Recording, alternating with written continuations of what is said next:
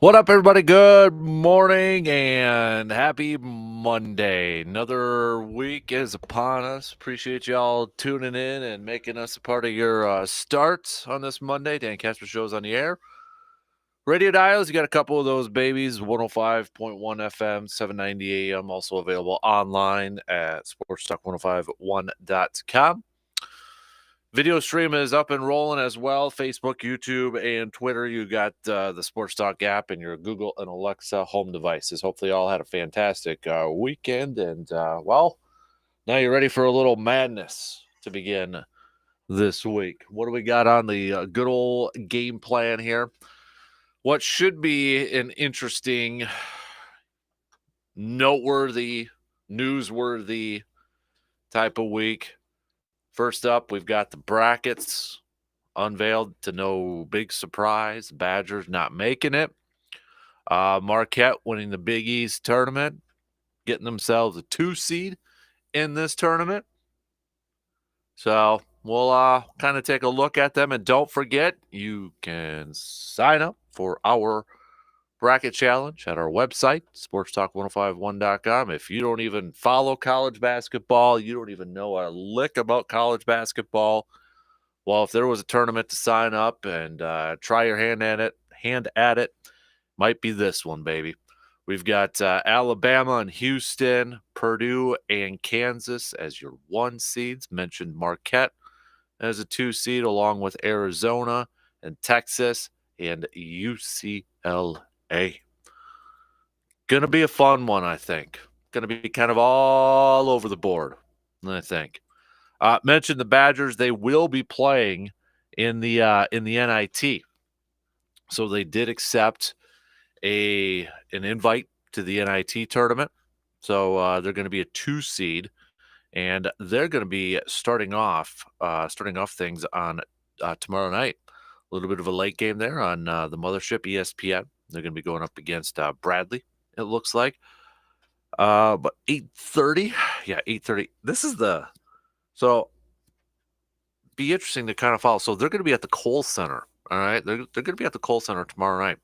If they win, then it looks like their next game will be either March 18th or the 19th. And if it's the 18th, you kind of have to hope maybe, and I'm assuming, they win and move on, but they win, and if the next game is going to be at the Kohl Center is going to be a busy day on Saturday because, well, you got the boys' state basketball tournament wrapping up and all that fun stuff, but I don't know if they would leave it till Sunday, the 19th. Kind of have to follow that a little bit there. But nonetheless, Badgers making it to the National Invitation Tournament, accepting that bid there. Oklahoma State, Oregon, Rutgers, Clemson are the 1 seeds in that baby. So, but kind of if you follow or if you subscribe to our morning emails, big thanks to everybody who's responded to those emails the last couple of days with your thoughts and insights and opinions and such. But if you haven't had a chance to check it out yet this morning, it's a pretty easy-ish one. Who you riding with, or who you got for your Final Four picks, and or your national championship picks if you're set to make those right now. If you're ready to kind of make your picks, I'm about halfway through my bracket on our website. I always have a process. I only do one bracket. That's it. Bracket of integrity. Do it. Do a little bit of it. Come back to it. Do a little bit more. Come back to it. Probably put way too much thought in the thought process there, but that's how I roll. So, but yeah, I can't wait to see this tournament, to see how it all unfolds. A lot of newbies up there in the 1 seeds, like Alabama. It ain't college football.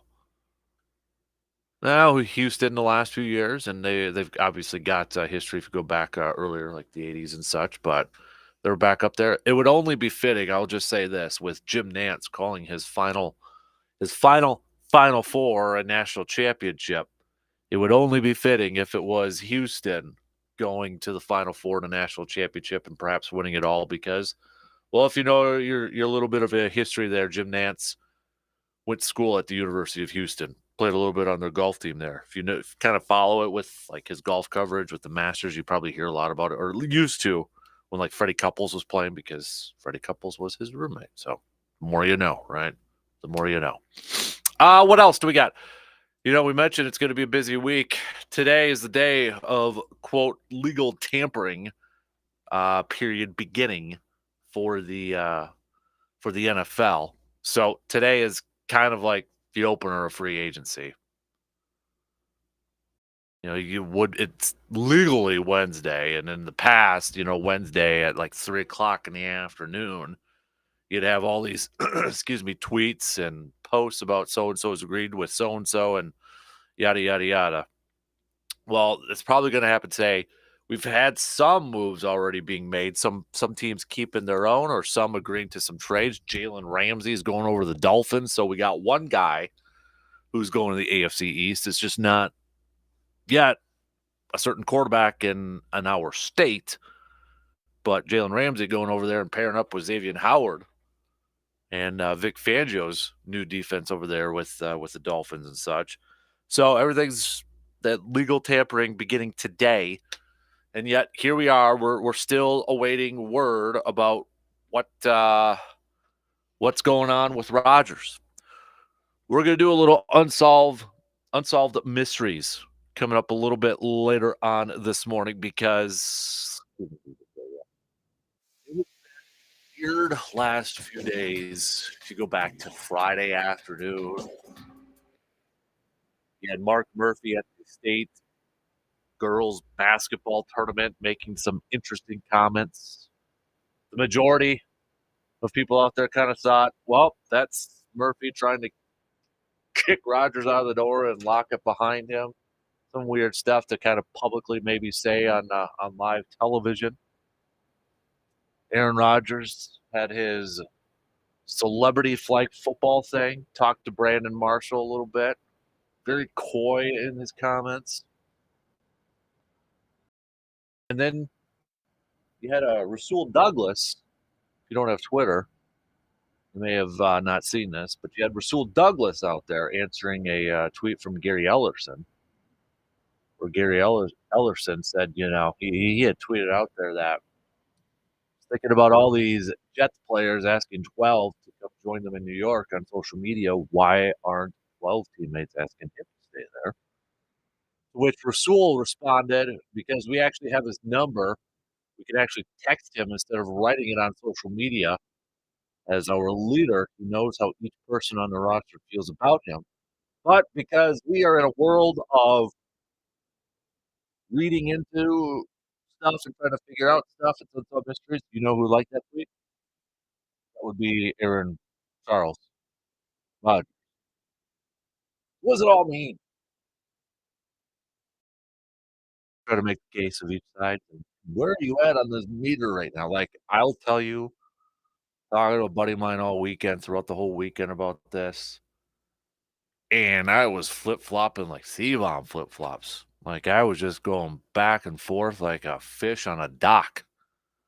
Like my head is so screwed up with this whole thing. Like I don't even know where to go. I keep going back and forth on this thing. You know, part of me is like, all right, if it was the Jets, wouldn't it have been done by now? Wouldn't we know by now?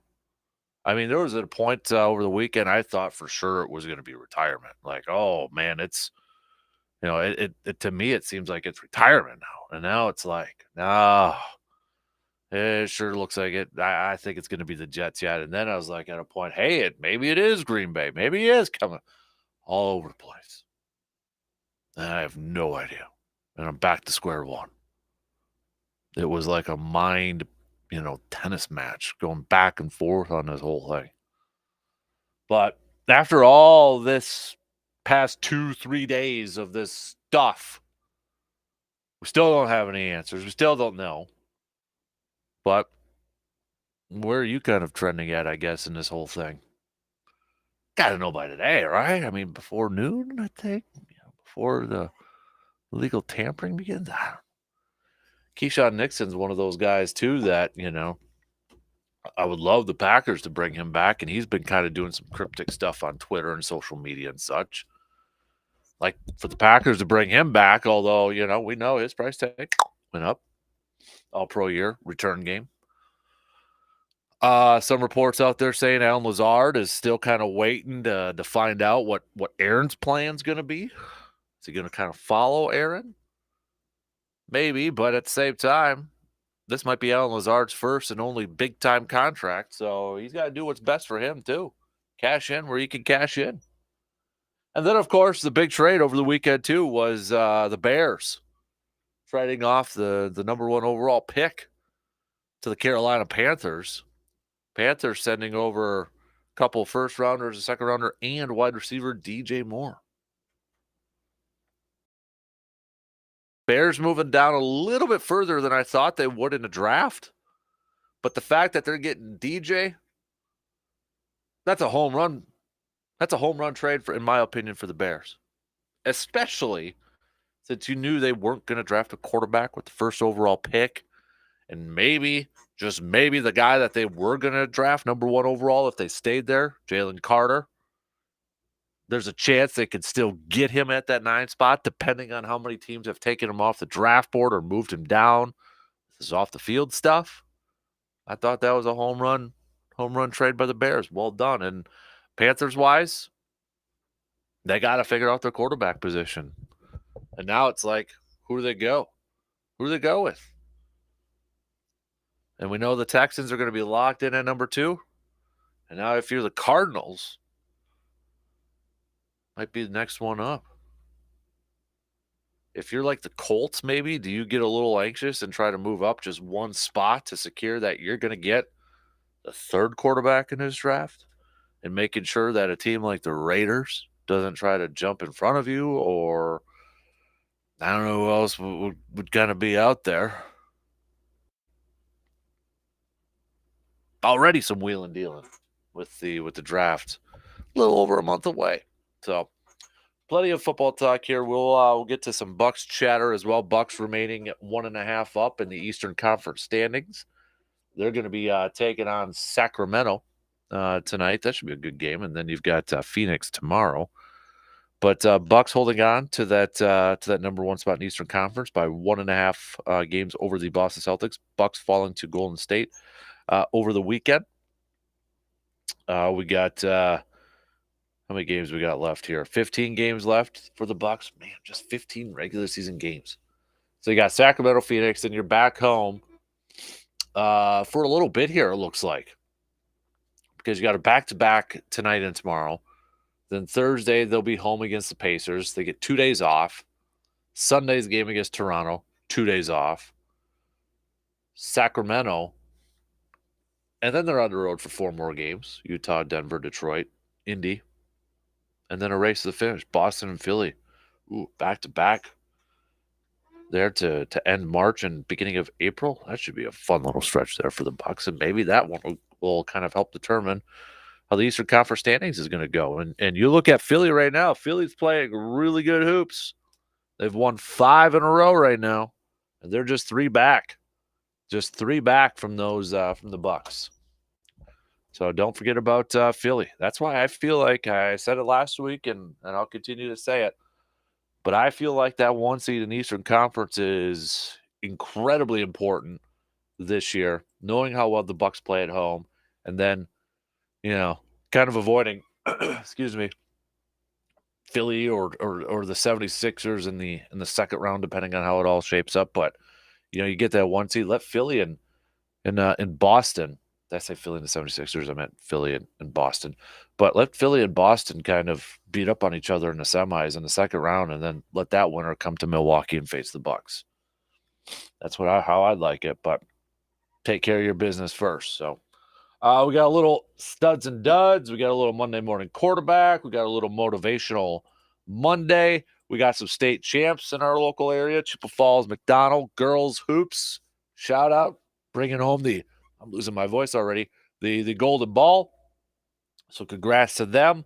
The boys, they'll try to do the same thing as the boys team, advancing to to states as well. So congrats to McDonald girls for bringing home a championship. The boys, you got the pressure now, guys. All right, you got the pressure now. You got to follow up what the girls team did. They set that bar pretty high. Can you match it?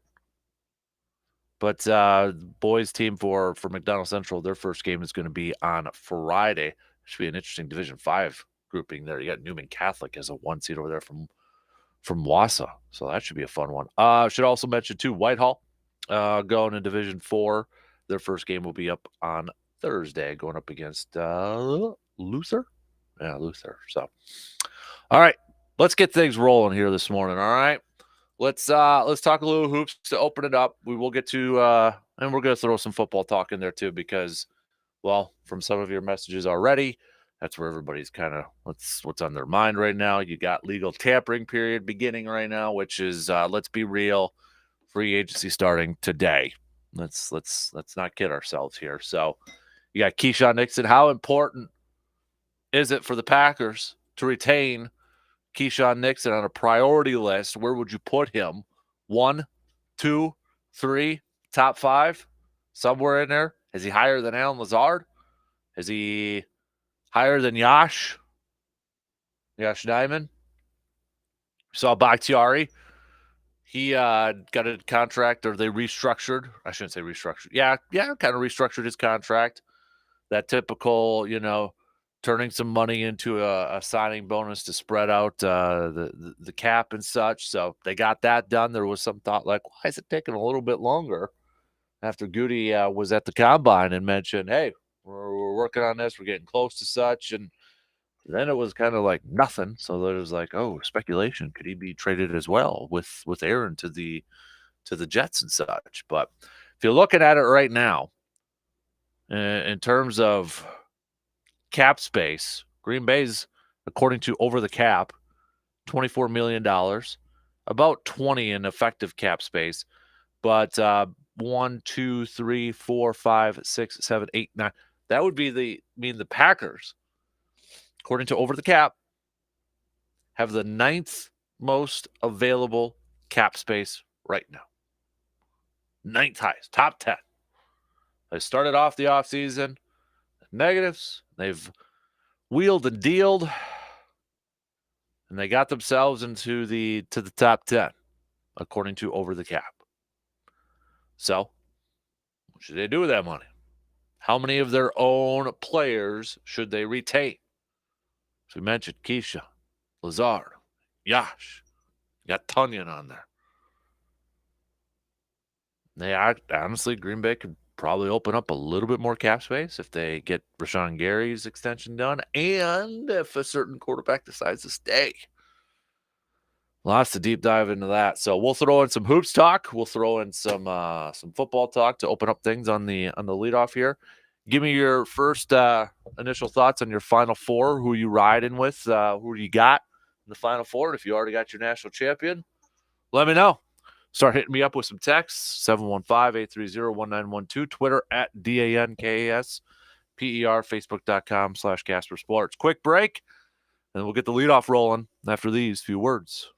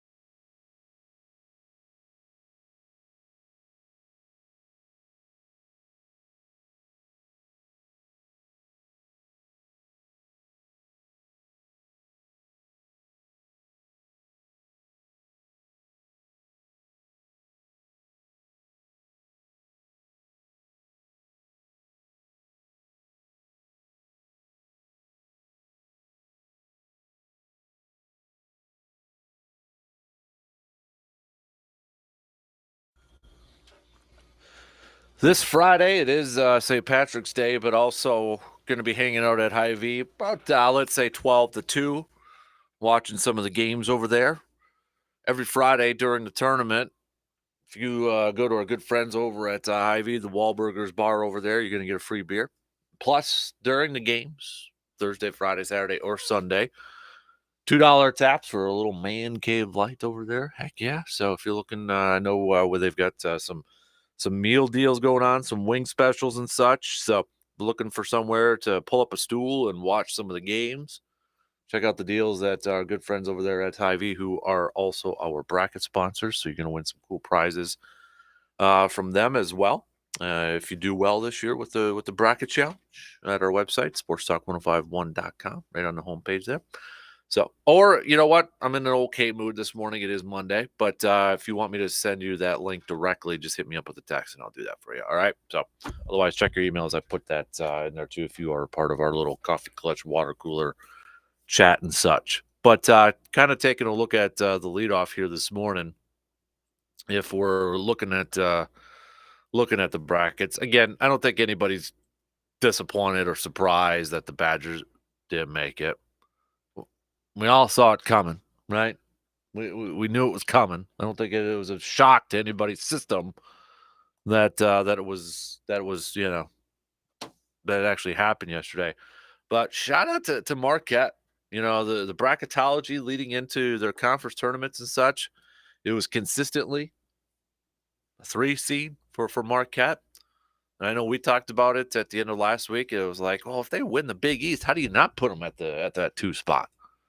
They earned that 2 seed there. And, well, committee agreed. Marquette winning the Big East, sweeping the Big East regular season, getting the conference tournament title, and now they are a 2 seed. And I would argue one of the hottest teams in all the tournament heading into this thing. I mean, if you're a Marquette fan, and if you're a Badgers fan, I mean, it's okay to cheer for Marquette, right? Unless you went to school and you just have that, that rivalry. I know some do, but I don't think it's like a Packers versus Vikings rivalry or Cubs and Brewers sort of thing. But nonetheless, I'm cheering for Marquette. I hope they do well this year. But no, you kind of look at a team like Marquette and you're thinking, hey, could they go on a little bit of a run here? Which, if they get by Vermont, kind of an interesting potential storyline is that Michigan State, if they take care of business against USC, you got Mr. Hauser who'll be going up against his former team in there. A little bit of a storyline potentially, and then maybe a little bit of a rematch, I should say rematch, but a little history lesson there. If Marquette advances to the Sweet 16, they potentially could go up against Kentucky if you know your Dwayne Wade and Marquette Final Four history. So Marquette, though, they're that 2 seed in the region of where Purdue is a 1. So you got Purdue, Marquette, Kansas State, Tennessee, and Duke. And Duke is also, you can say, one of the hottest teams in the country with how well they are playing as of late. So they're coming in as a 5, but I would say a pretty darn dangerous 5 seed. And Purdue could potentially have to face them if it all kind of goes chalk there. And, Patty Hardaway, shout out, getting it done, winning the conference tournament. So they get the A seed in there too. But you look at this bracket, this region, as we mentioned, Purdue, Marquette, Kansas State, Tennessee, and Duke. I could see like 4. Heck, I could see any one of those top 5 teams maybe making a run to the Final Four. I could see any one of those top 5 teams coming through. And then you got Kentucky as a 6. Would it surprise a ton of people if somehow Kentucky got on a little bit of a run, got a little hot, and they advanced to the Final Four? Probably not. Probably not. They finished up the regular season 23rd in the country, and then they losing the SEC tournament. They were a 3 seed, but they lose to Vandy. They got an interesting matchup there too with Providence. A little Rick Pitino action there. Former coaches of both programs, but I don't know. That region's kind of intriguing there when you look at those teams, those 6 teams. Honestly, I wouldn't be surprised if one of those 6 made it to the Final Four. One of those top 6 teams made it to the Final Four out of there. I think you can make a legit case for either one of them. Kind of going around the whole thing. You got Kansas as a 1 seed on the other side. UCLA. A lot of people thought maybe UCLA would be another 1 seed. I thought, you looked at a lot of the bracketology that was going out there, and you kind of saw UCLA, Purdue hovering maybe towards the 1 seed there. One of those teams getting it. The majority had, I would say, Kansas and Alabama and Houston as 1 seeds, but maybe a little bit of a fight for that final one. But nonetheless, Purdue got it. UCLA then is the 2 seed in this side of the bracket, with Kansas being the 1. You got Gonzaga as a 3, UConn as a 4, St. Mary's rounding it out as a 5.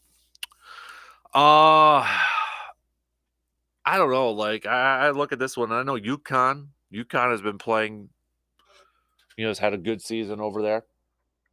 I think good friend Richie picked UConn maybe to get through it, but they finished 4th in the Big East. They finished off the regular season of the 11th ranked team in the country. So you got the 11th ranked team in the country, and they're a 4 seed in this thing. 4 seed in here. I can see UConn going on a little bit of a run, maybe potentially meeting up with Kansas. And then on the bottom there, UCLA. Could they go up against Northwestern? Northwestern is a 7 seed going up against Boise State. How far is Gonzaga going to go this year? Anybody going with the Zags to make a little bit of a run? You got TCU, I think, could be kind of a sneaky 6 seed, potentially going up against Gonzaga and UCLA if they can get by their first one. Illinois is also in this bracket as a 9. It might be an intriguing Kansas versus Illinois one. You got a little Bill Self history there. Bill Self, head coach of Kansas. Spent some time in Illinois there too. But I don't think this, just in my opinion, I think, you can make a case for Kansas and UCLA, maybe a little bit of UConn, but nothing like the Purdue bracket, where I think you can make a case for the top 6. One of those teams in the top 6 to all represent or to win that region and go to the Final Four. How about Alabama's? Region? You got Arizona as the 2 seed. Alabama is the 1. Your 3 is Baylor. 4 is Virginia. Tony Bennett's squad over there. Your 5, San Diego State. That, I think, I'm picking it to happen, but I think a San Diego State and a Virginia game, that's going to be a lot of fun potentially for a spot in the Sweet 16 on the line. San Diego State and Virginia can win their first games, and seeing that matchup between those 2 ball clubs, kind of a little bit of a different philosophy between the 2. I think that game would be kind of intriguing to watch. Alabama going up against Bob Huggins and West Virginia potentially in a second-round matchup. Bottom end of that bracket, you got Arizona maybe facing Baylor in a Sweet 16 matchup. Baylor can get through. Maybe a matchup against Creighton. Creighton's a 6 seed in there. But I think it's kind of trending towards, I don't know, like this is one of them that feels like a lot of chalk. Like I might pick a lot of chalk in this region. If there was one of these where I could see it's a lot of like the favorites going into it, it might be that one. But it's between that one and the next one too, or the last one here with Houston as the 1. You got Houston as a 1, Texas as a 2, Penn State coming in at 10.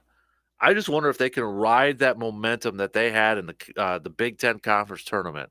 I knew they fell to Purdue, but it was a close game. But can they ride some of that momentum and be a little bit of an upset? They're upset team. They're the 10 seed going up against number 7 Texas A&M. Then if they were to take care of business and Texas takes care of business, you got Penn State, Texas. But yeah, got to give Texas a lot of credit this year. Earlier in the season, their head coach Chris Beard getting arrested for alleged domestic abuse, domestic assault, and they finished off their regular season. Now they're in the tournament as a 2 seed. So you got to give the players, assistant coaches, a lot of credit for keeping them focused and still focusing on basketball and having themselves a fantastic season so far. But Houston, I think a potential Houston-Miami game in the Sweet 16, that one's going to be a lot of fun. Miami, I feel like when they're always kind of like a wild card when it gets to the dance here. I think they'll take care of business against Drake. Then they, got a 5-4 matchup with Indiana. I think Miami takes care of business against Indiana. I think it sets up for a very, potentially a very fun matchup with Houston and Miami in the Sweet 16. And then, you got Xavier as a 3 seed. Texas says that too. I feel like Texas can get through that. And then it's all set up with a collision course of the Battle of Texas, Houston versus Texas. So, again, if there was another, I feel like these two regions, kind of a little chalk.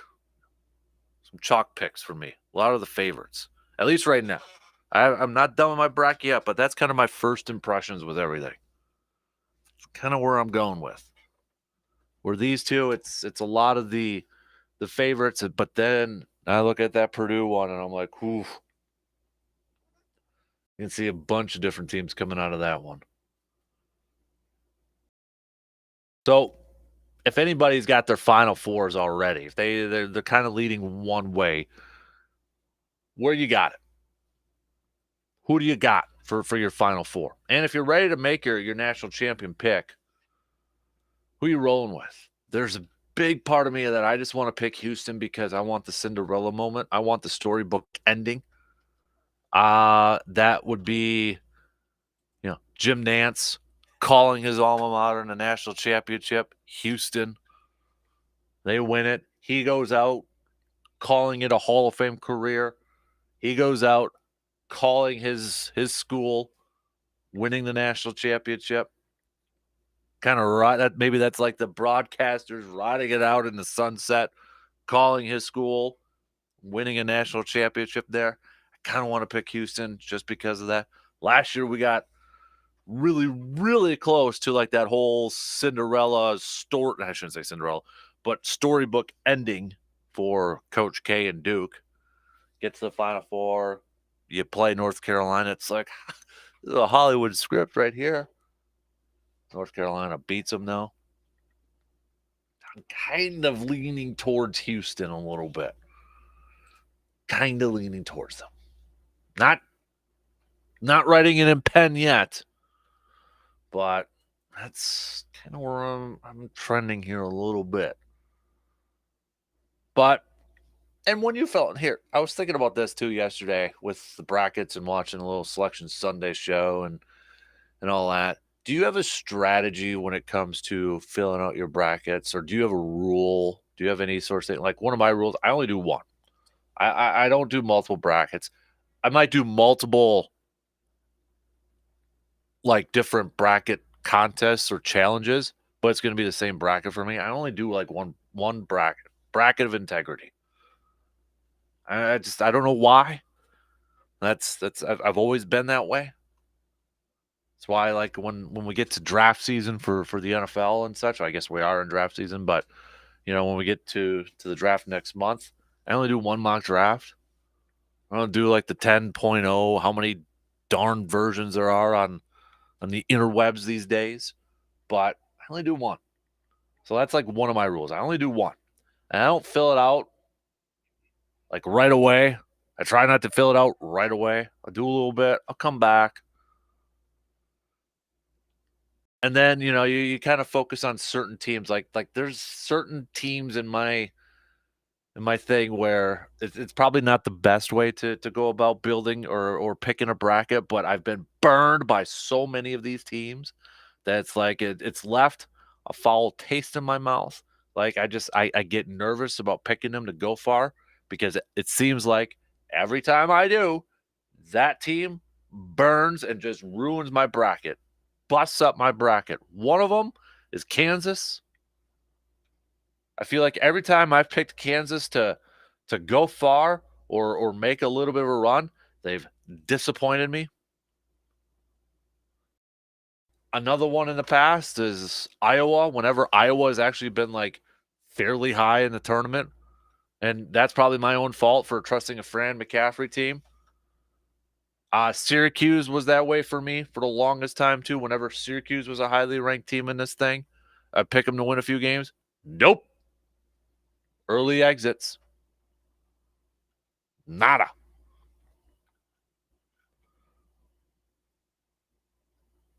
What are your? Anybody else got any weird rules or things they think about when it comes to the bracket? I got some weird ones over there, but and I always do it in pen. Never pencil, always pen. Always gotta do it in pen. So, all right. If you haven't answered our email yet about your first thoughts, first impression on who your final four picks are going to be, or maybe you got a national champion pick already, hit me up with those texts, all right, or tweets, or emails, or Facebook video comments, all that good stuff. I'll get to them here in just a little bit. So we'll do that. Coming up next hour, we're gonna hit up a little unsolved mysteries. The whole Aaron Rodgers thing. It's been a weird last 3 days. A lot of mind volleying. Is that right? Yeah, back and forth. In my mind, at least, like I was flip flopping all over the place, thinking, okay, it's trending this way. Nope, it's going to trend this way. Nope, it's going to go this way again. Just a bunch of weird stuff and like media notes and I don't know, like from Mark Murphy to Aaron himself to like liked tweets, and it's just like, good lord.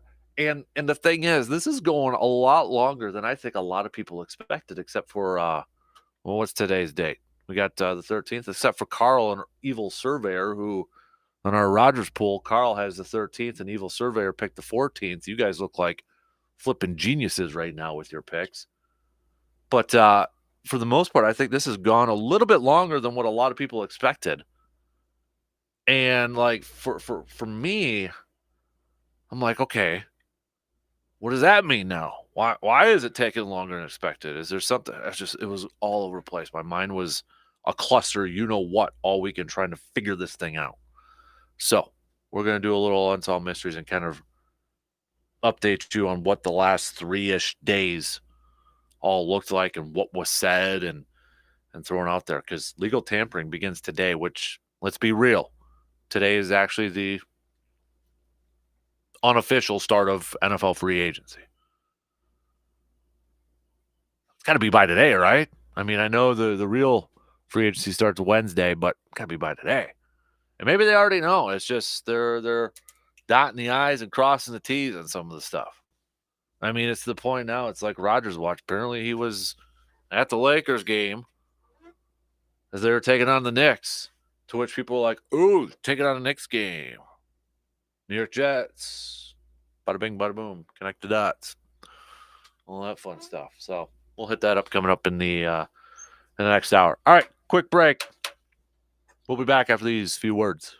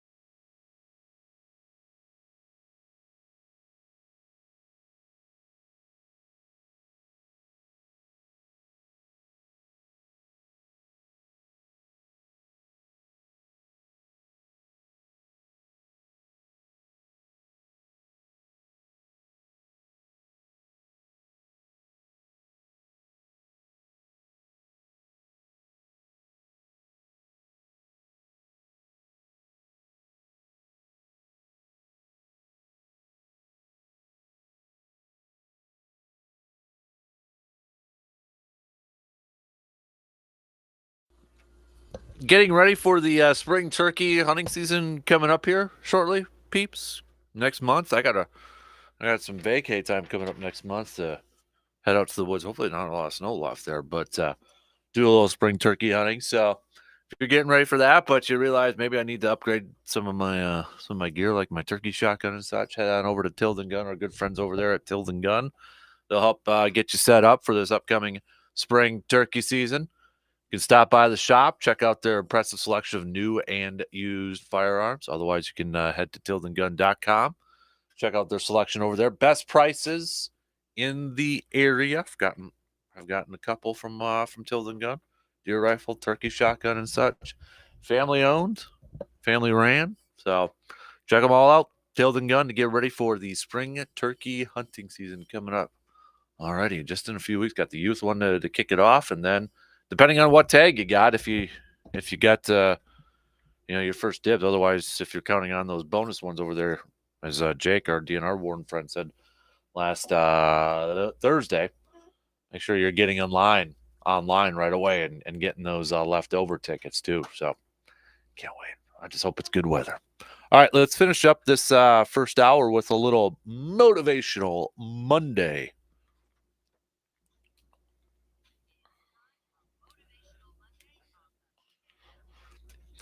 Motivational Monday, I think, is fairly easy for at least for me.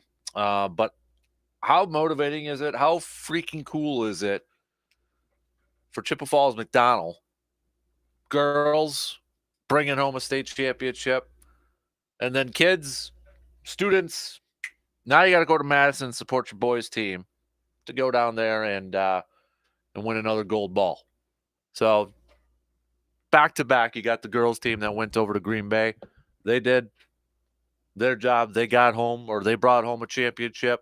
Now it'll be up to the boys to go down to Madison and pick up that championship. That's pretty darn motivating. If you're the boys team, I'd be motivated now to try to do what the girls team did and bringing home that golden ball. So again, congrats to all the teams that participated at state and brought home some hardware for the girls. Best of luck, and congrats to all the boys teams that will also be heading down to state coming up later on this week. But that's pretty darn motivating.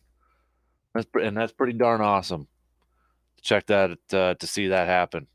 I got to imagine if you are a student or you are a teacher with Chippewa Falls McDonald, you got to be pretty stoked. You got to be pretty pumped of what's going on over there. So, congrats to everybody over there too. So, and then I another one that I'm going to throw out there too is Blue Gold Wrestling. Shout out to the wrestling program. I mean, it wasn't that long ago where program was kind of down the arrow was trending downward. Not a lot of kids signing up, not a lot of wrestlers in the program. Coach Fagan comes in and just resurrects the entire program. It's a big time program now. And then this past weekend, you had a couple wrestlers showing off their skills at the NCAA championships. Jared Stricker, all the way up from Ashland, a sophomore, finished as a national runner-up. Tyler Fleetwood, Jr., placed third in the NCAAs. So, not to speak for athletic director Dan Schumacher or anything like that, but I mean, if you're a blue gold or you're a blue gold wrestler or supporter of the wrestling program, you got to be pretty darn motivated to see how this program has continued to rise throughout the last few years.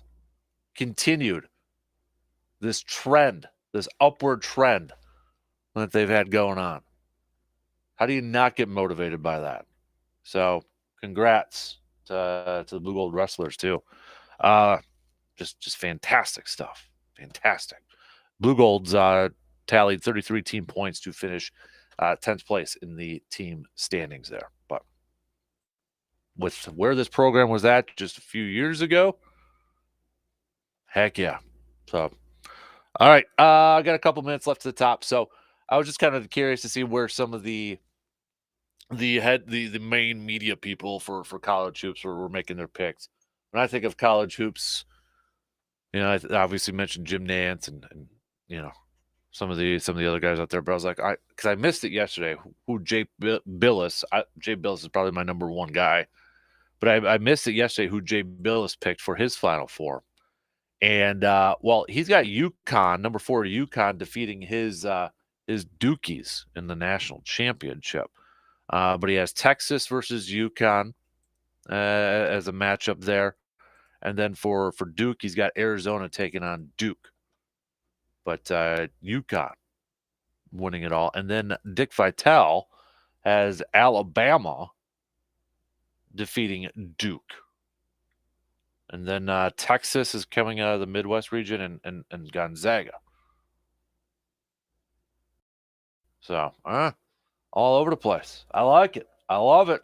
If anybody's in the betting type of mood, Houston right now looks like they're the odds-on favorite if you're into the whole betting odds and Vegas odds and that sort of thing. But yeah, Houston's the number one team right now in terms of betting options. So, all right, that's one in already. Coming up next hour, we're gonna do a little unsolved mysteries. Get your trench coats out, get your creepy music in the background, get your best Robert Stack impressions going.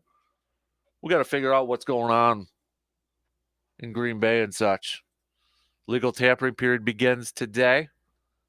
Besides Aaron, who are some of the guys you want the Packers to keep?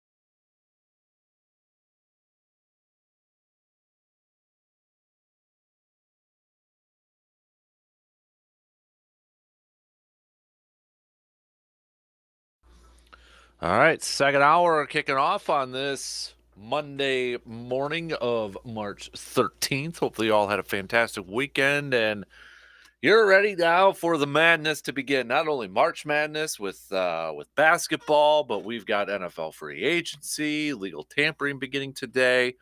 Free agency officially beginning on Wednesday, but we know how that whole thing kind of works out, right? Opening day is like 2 weeks away. We're getting close to that, couple weeks away from opening day, Major League Baseball, games that actually, count in the standings and such.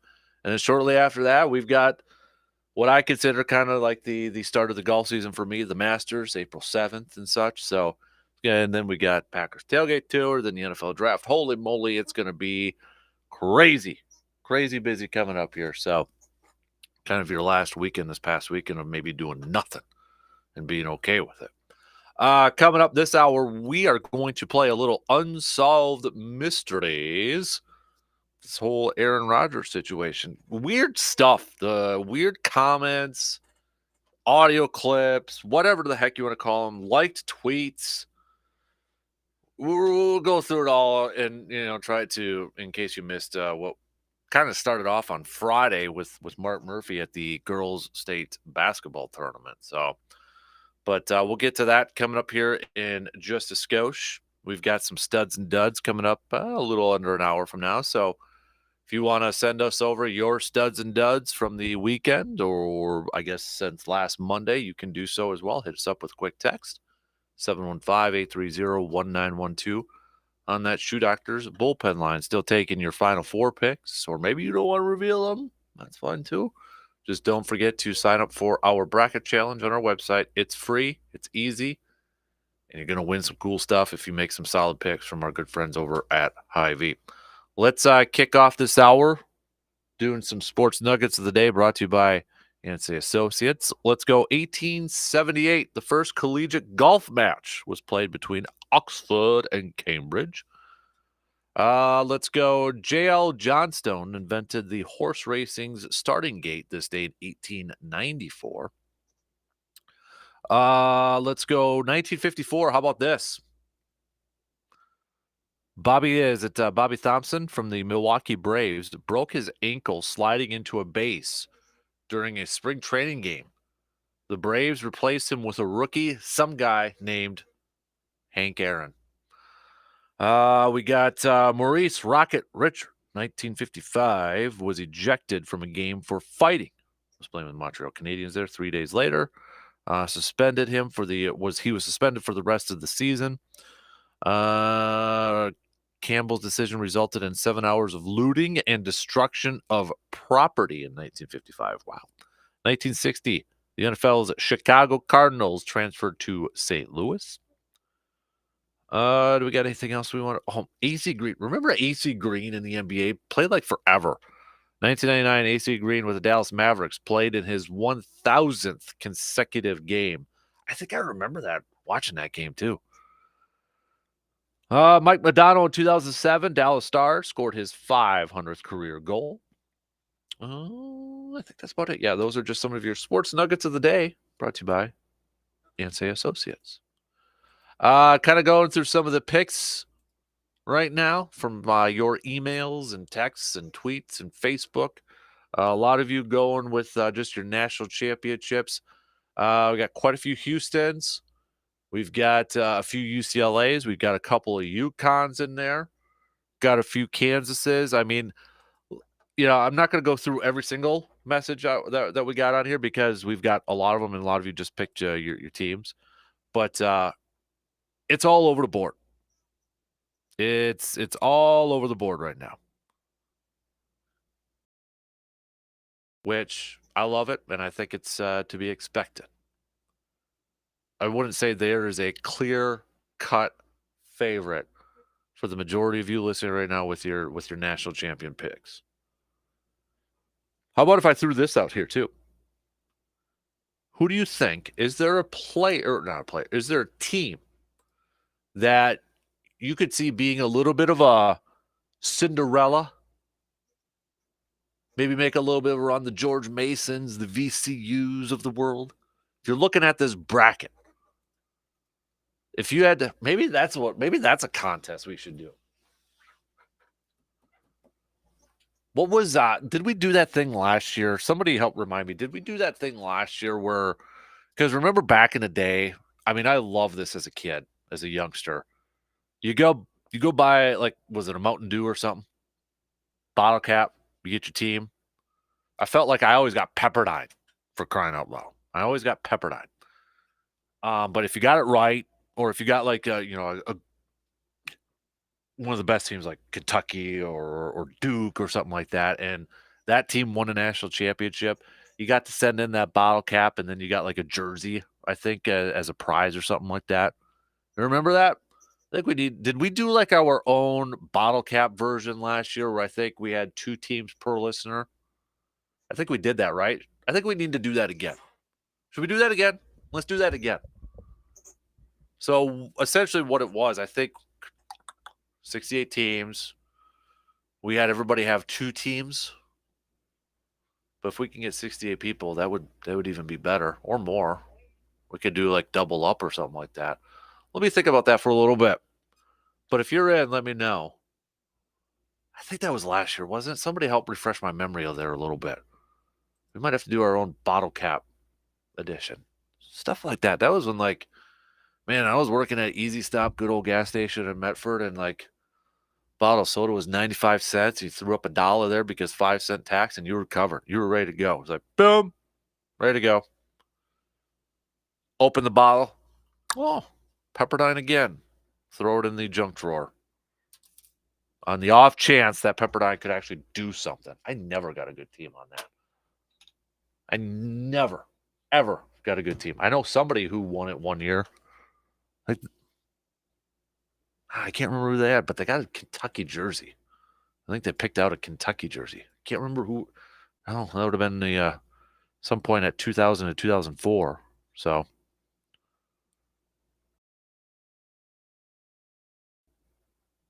I don't know. Might have to do that. I have to think about that a little bit. Even if you maybe, do your brackets, and then we do a little bottle cap challenge on there. I like it.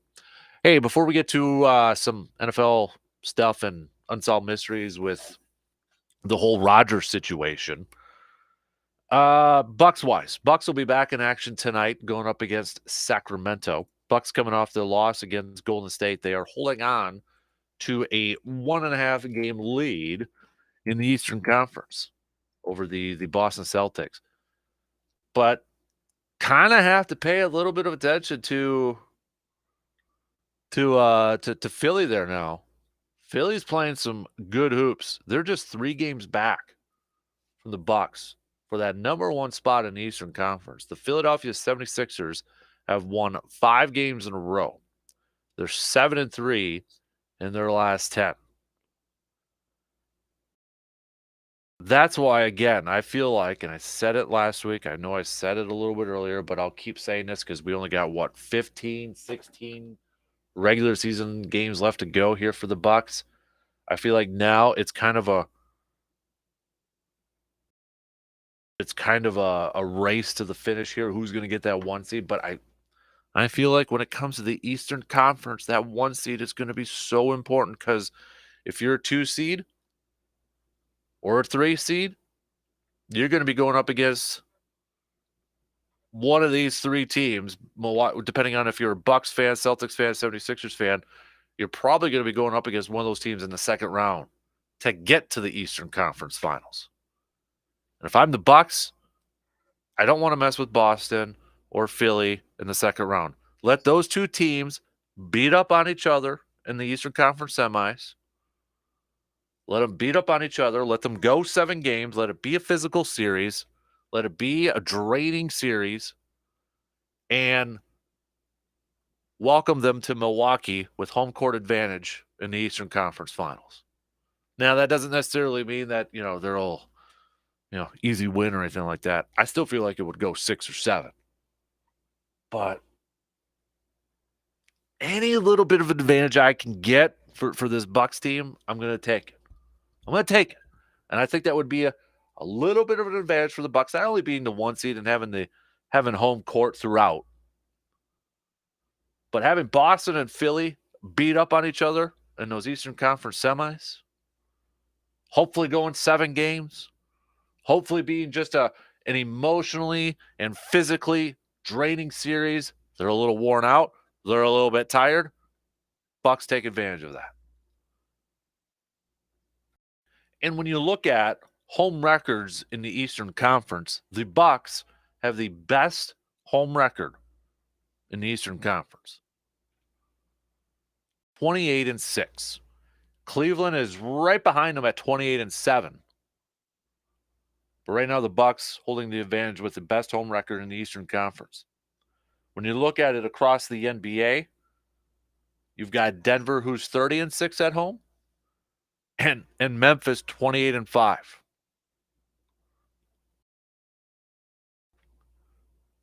But the proof's in the numbers. The proof's in the pudding right now. Bucks are fantastic at home. And I wouldn't want to play the Bucks in Milwaukee. That's why I kind of feel like that 1 seed is ultra important for the Bucks this year.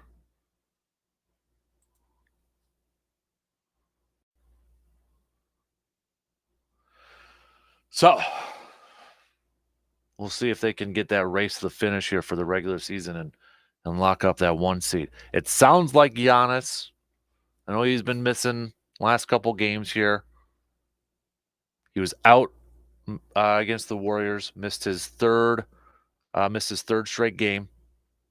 This is going to be a tough game against Sacramento. Sacramento easily one of the biggest surprises in the entire NBA this year.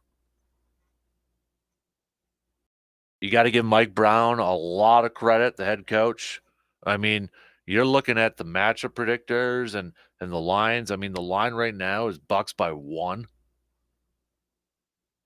But I think it'll make a difference. There is, Giannis, kind of a game time decision tonight. But if he's on that court, I think that moves up a little bit more.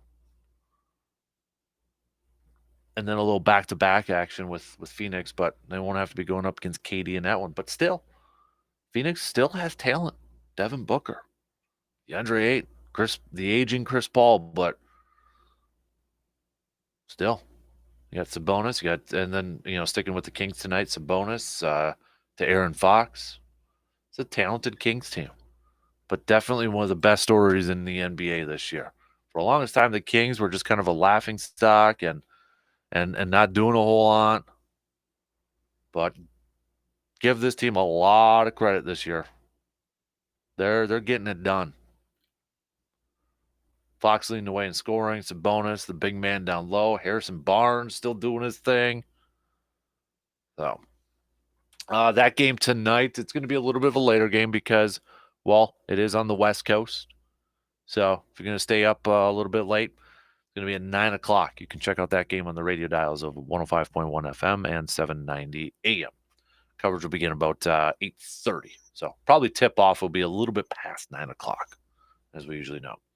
All right, let's take a quick break here, and then let's do a little Unsolved Mysteries. It was a crazy weekend, Friday leading into today, where its legal tampering period begins. But not a shortage of football stuff going on. Bears trading the number 1 overall pick, getting a haul from Carolina. Jalen Ramsey beats Aaron Rodgers to the AFC East. Jalen Ramsey is getting traded to the Dolphins. What is the latest on Aaron Rodgers? We got Mark Murphy talking at the state girls basketball tournament, making some interesting comments. Then we got a liked tweet from Aaron Rodgers that we're trying to dive into. And then he talked to Brandon Marshall for a little bit at his at Aaron's Celebrity Flag Football tournament here. So we'll try to bring it all together. We'll bring the evidence to the table here with this whole Aaron thing and try to come up with our best guess of what in the heck is going to happen in the next 24, 48 hours. Maybe we just expected this to be done a whole lot sooner. Except for Carl and Evil Surveyor, because you guys look like geniuses right now in your Rodgers pool picks. Maybe we won't know this week. Does anybody know at this point? I don't think so. But we'll try our best in our latest edition of Unsolved Mysteries after these quick words.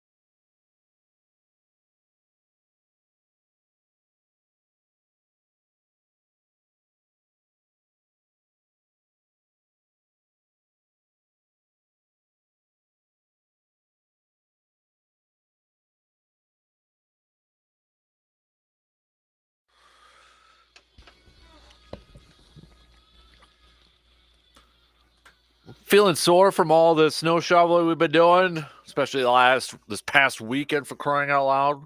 Got some aches and pains from lifting all that snow scoop by scoop. Well, we can't stop the snow from coming, but it is possible to help alleviate that pain with the help from Chippewa Valley Orthopedics and Sports Medicine. Fantastic team, including Dr. Crow that you hear every Friday morning with us.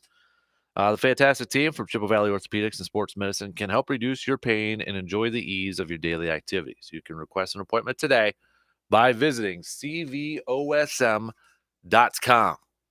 All right. So a few of you, big thanks for everybody texting. You're right. That was last year on the bottle cap teams. Count me in. Bloomer Tony. Surveyor, it was last year, and each person had two teams. You know I'm in. All right. Jeremy saying sign me up for the random team bottle cap. Okay. So if we got to do that, if we're going to do this, we got to do this quick, right? Because we got games coming up here. So anybody in for the random tournament team sort of thing?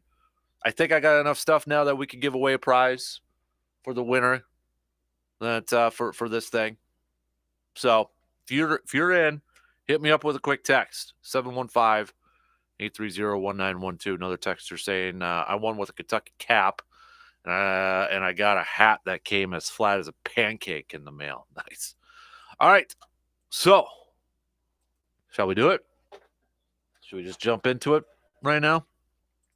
Let's do a little unsolved mysteries to figure out what in the world is going on in the football world. Get ready to be creeped out here with the. That's right. Time for a little unsolved mysteries, Aaron Rodgers edition, Green Bay edition. It's been a weird, confusing, flip-flopping back and forth past couple days here. If we go back to Friday, Mark Murphy at the State Girls Basketball Tournament. Aaron Rodgers at his celebrity flag football game, chatting a little bit with former wide receiver Brandon Marshall, who, if you remember, was it a couple weeks ago, he went on his Instagram telling Aaron to retire. And then we got a liked tweet from Aaron Rodgers. What does it all mean? Get your trench coats ready. Here we go. Let's try to figure this whole thing out, okay? Let's start with Friday, where Mark Murphy was in, obviously, Green Bay, making an appearance at the State Girls Basketball Tournament. Adriana Torres was able to catch up with him. She works for ABC Green Bay, WBAY sports anchor and reporter. And this was just a little bit from their conversation. Audio courtesy from Andrea Torres.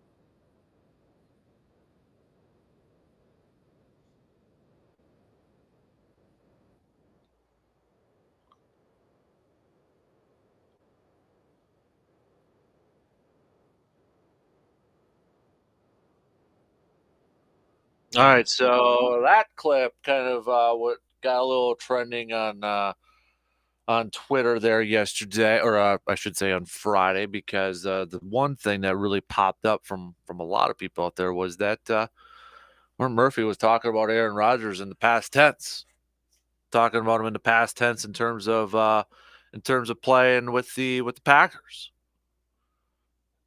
Before that, though, he was also doing some like media rounds at the state tournament, and he had this to also say.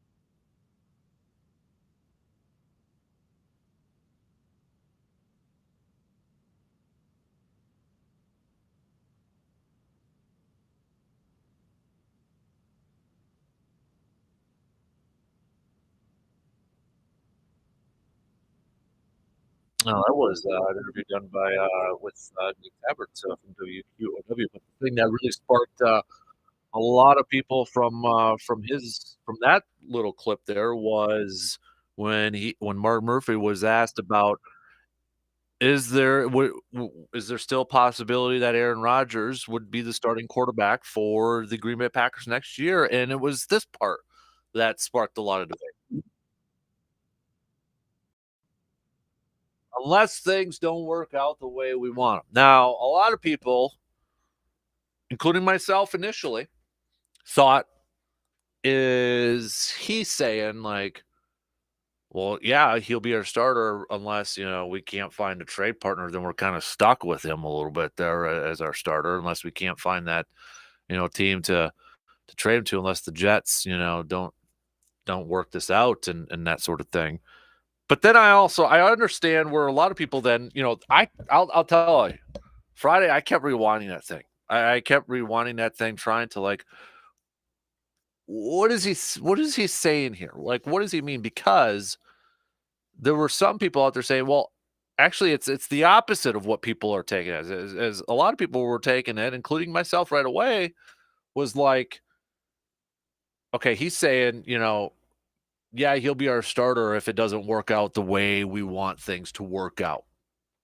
Insinuating that, we'd rather not have him be our starter, but yeah, he could still be our starter if it doesn't work out the way we want it to work out, like trade partner and all that sort of stuff.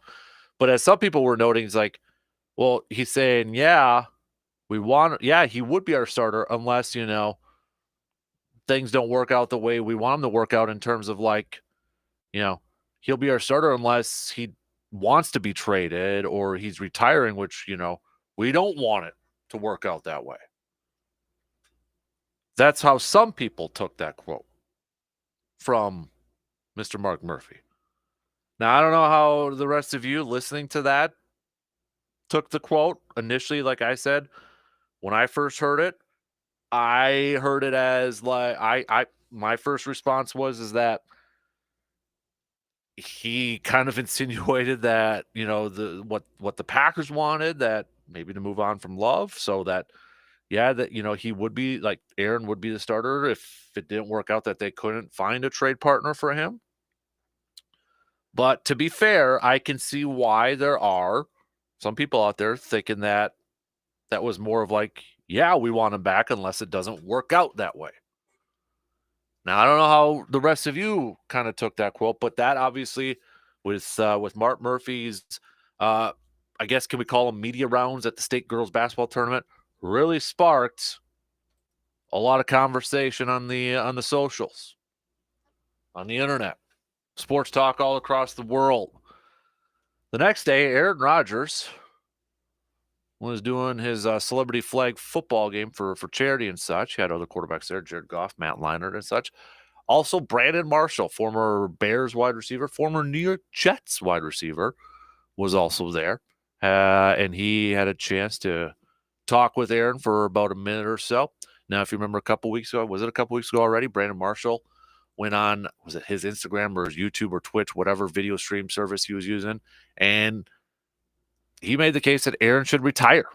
So this is Brandon Marshall and Aaron Aaron himself talking a little bit for about a minute or so. Audio courtesy from Brandon Marshall.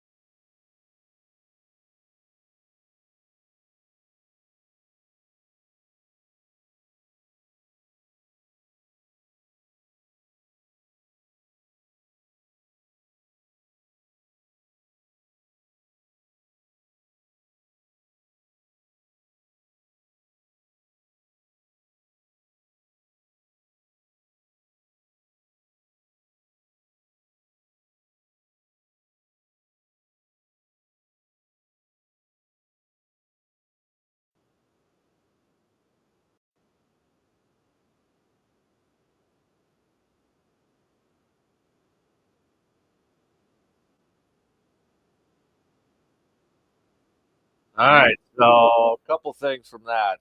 First of all, the thing that jumped out to me was he was first asked, the first question was like, what was it like meeting the Jets owner Woody Johnson? And Aaron's very generic response was like, yeah, it's always interesting, meeting important figures in sports. Just kind of left it there, sort of thing. But the one that a lot of people kind of ran with that quote was, they were kind of going back and forth about being an all-time Jet and that sort of thing. And Aaron's response was, can't be an all-timer if you only play for 1 year. To which a lot of people are kind of wondering, does that mean that Aaron has said he would only play one more year? I don't know. Or if Aaron was just kind of like saying you can't be an all-timer if you only play one more year. And, he's taken his career on a year by year sort of basis sort of thing. Potentially. I don't know. But that was the part that a lot of people ran with was Aaron saying you can't be an all-timer if you only play for 1 year. And now the tweet, if you will, the liked tweet. If you don't have Twitter, maybe you didn't see this over the weekend. I think it was yesterday. Gary Ellerson. So Gary Ellerson had tweeted over the weekend, former Packer, that let me see if I can bring up here we go. So the exact tweet was, just thinking about all these Jets players asking 12 to come join them in New York on social media. Why aren't 12's teammates asking him to stay here? To which Rasul Douglas, we all know Rasul Douglas, responded by saying, because we have his number, we can actually text him instead of writing it on social media. As our leader, he knows how each person on the roster feels about him. That tweet, if it matters to anybody, was liked by none other than Aaron Rodgers. Not the Gary tweet. The Rasul Douglas response was liked by Aaron Rodgers. So what does it all mean? I don't know if I'm sure a lot of people are they don't care. They just want a decision. They don't get involved in it. But I'll tell you, I was talking to a buddy of mine all weekend. Like, we were going back and forth on this whole thing. Like, I want a resolution. I just want a decision to be made. But I'll tell you, my mind was going back and forth on this whole thing. Like, I was trying to come up with, like, okay, why is it taking so long? What is the holdup here? Why hasn't a decision been made as far as we know? I mean, I went from everything to, you know what? Maybe retirement is a real thing. Like, I think for a lot of people that was like the least likely thing. But then there was a part of me over the weekend thinking, okay, maybe Aaron knows that coming back to Green Bay isn't a likely option. He doesn't want to necessarily go to New York, and especially just for 1 year. So maybe that retirement thing is actually a possibility. And maybe he initially thought retirement after his whole darkness thing, kind of thought, okay, that's going to be the last option. But now, the way with everything's trending, that hey, it might actually be more of an option now because I'd like to stay in Green Bay, but Green Bay is maybe giving me the vibes they don't want me. I don't really want to go to New York for just a year. So maybe it is time to hang him up. Because there's part of me that's just like, okay, if he was sold on playing for the Jets, if he was sold on that, wouldn't this thing be done already? Now, I know Tom Pelissero reported over the weekend, because there was a report over the weekend that there was already the parameters were agreed to between the Packers and the Jets. Tom Pelissero reported after that saying, that's not the case. That it's still Aaron has to decide what he is doing. So I've gone back and forth on this thing. And I think with, kind of with the Rasul Douglas tweet, I think that's confirmation that, yeah, there are players on this Packers team that have reached out to Aaron, that have, tried to recruit him a little bit to stay. There has been. We know Aaron Jones has gone on NFL Network and done that. And yes, it's been quiet from other guys. But I think the Rasul Douglas tweet kind of confirmed it, that, hey, dudes are reaching out to him. Players want him back. Most of the players want him back.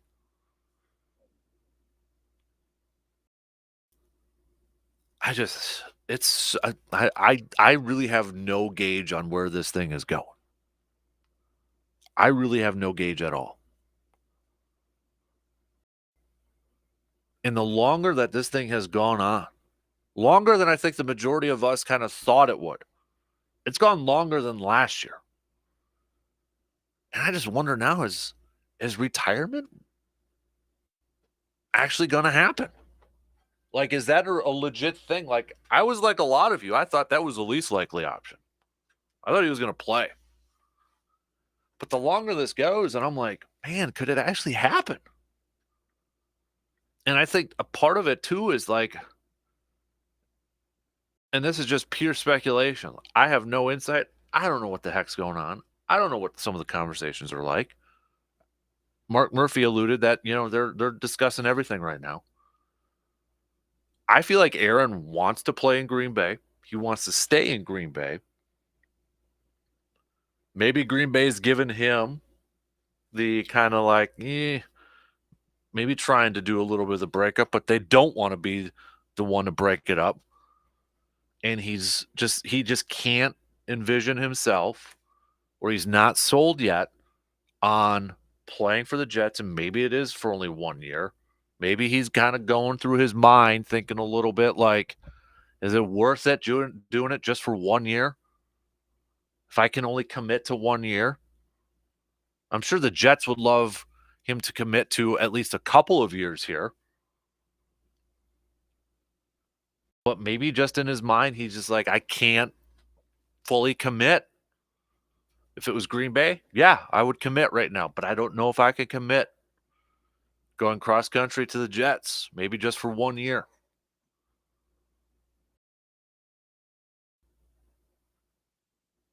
Because I honestly feel like if he was sold and good to go on the Jets, like right away, this would have been done. If Green Bay was more welcoming, front office wise, this would be done. And maybe, and I'm just throwing out a bunch of scenarios out here. I'm just throwing some spaghetti against the wall and seeing what sticks. I'm trying to figure out all of these different options that are potentially on the table. Maybe one of them is, hey, Green Bay is willing to have him back, but they're working out a contract thing. They're working out a restructure, and it's just going to be the final year because they also got to figure out the Jordan Love thing.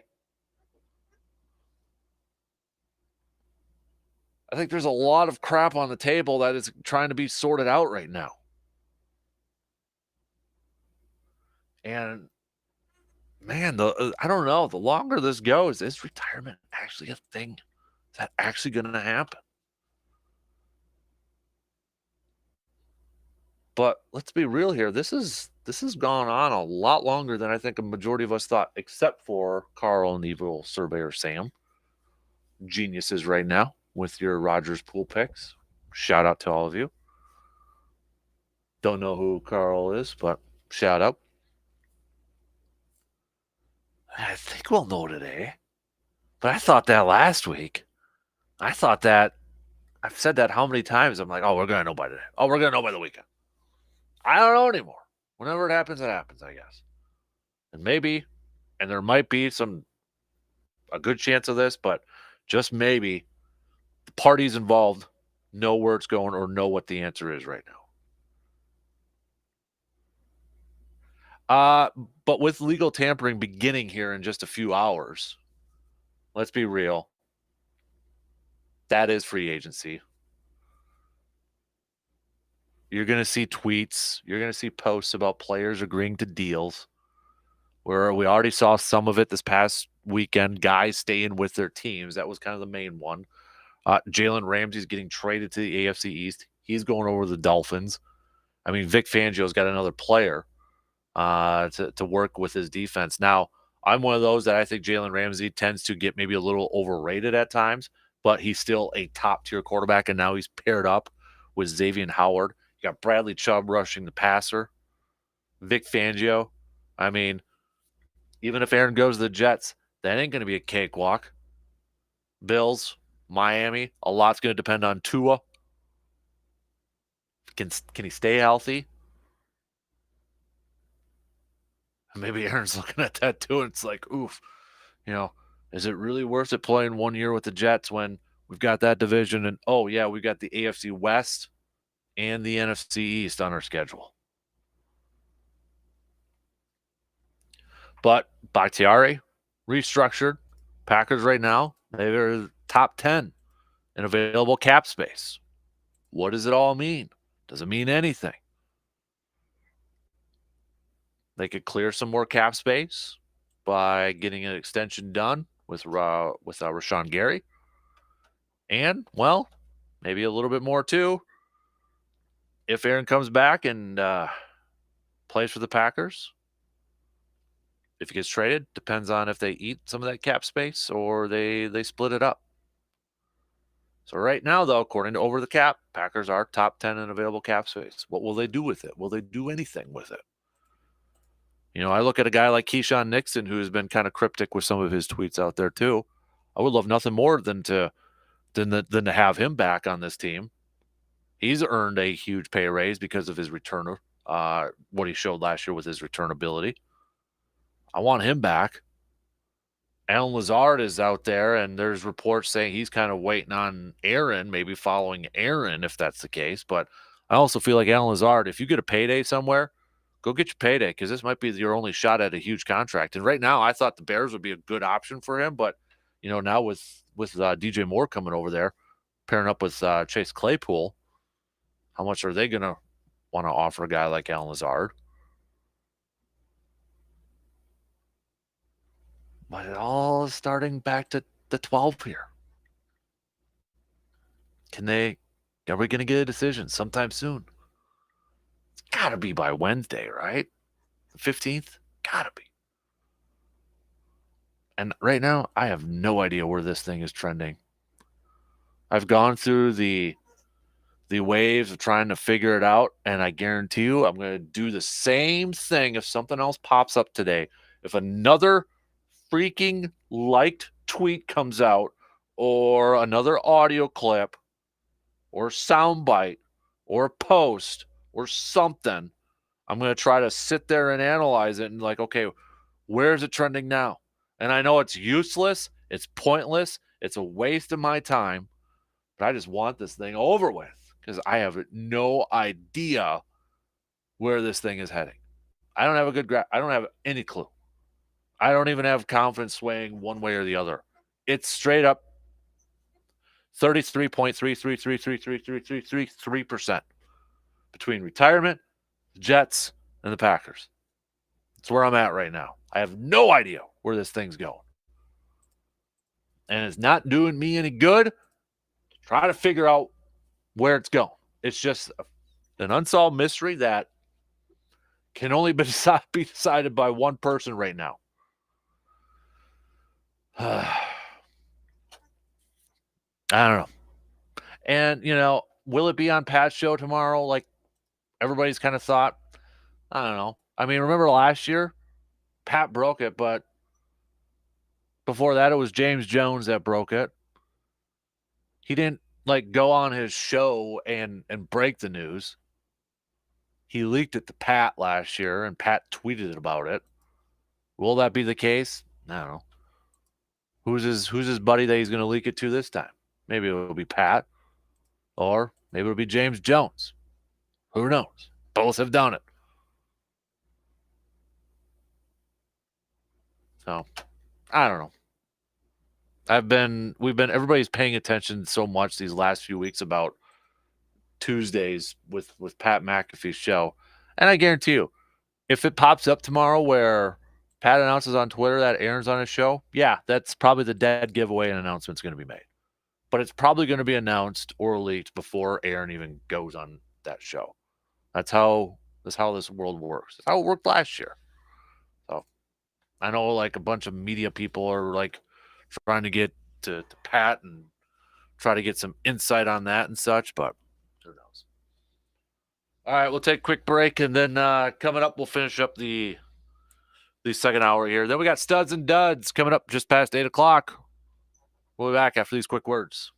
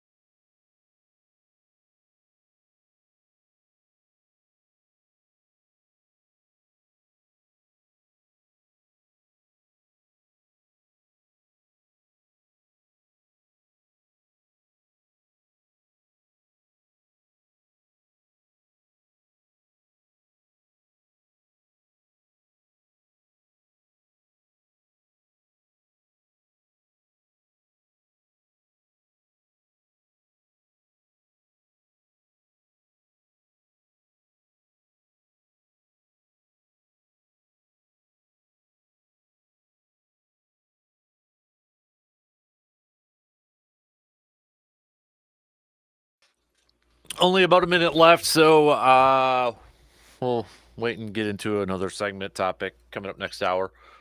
We'll kick it off with some studs and duds. If you want to play along, you can send me over your studs and duds from the past week. A lot of you texting in with you're in for the bottle cap challenge. So I will write you down. I will text you back to let you know I got you confirmed on there. So Carl, I'm not quite sure with what you mean by the text with today and a few question marks on there.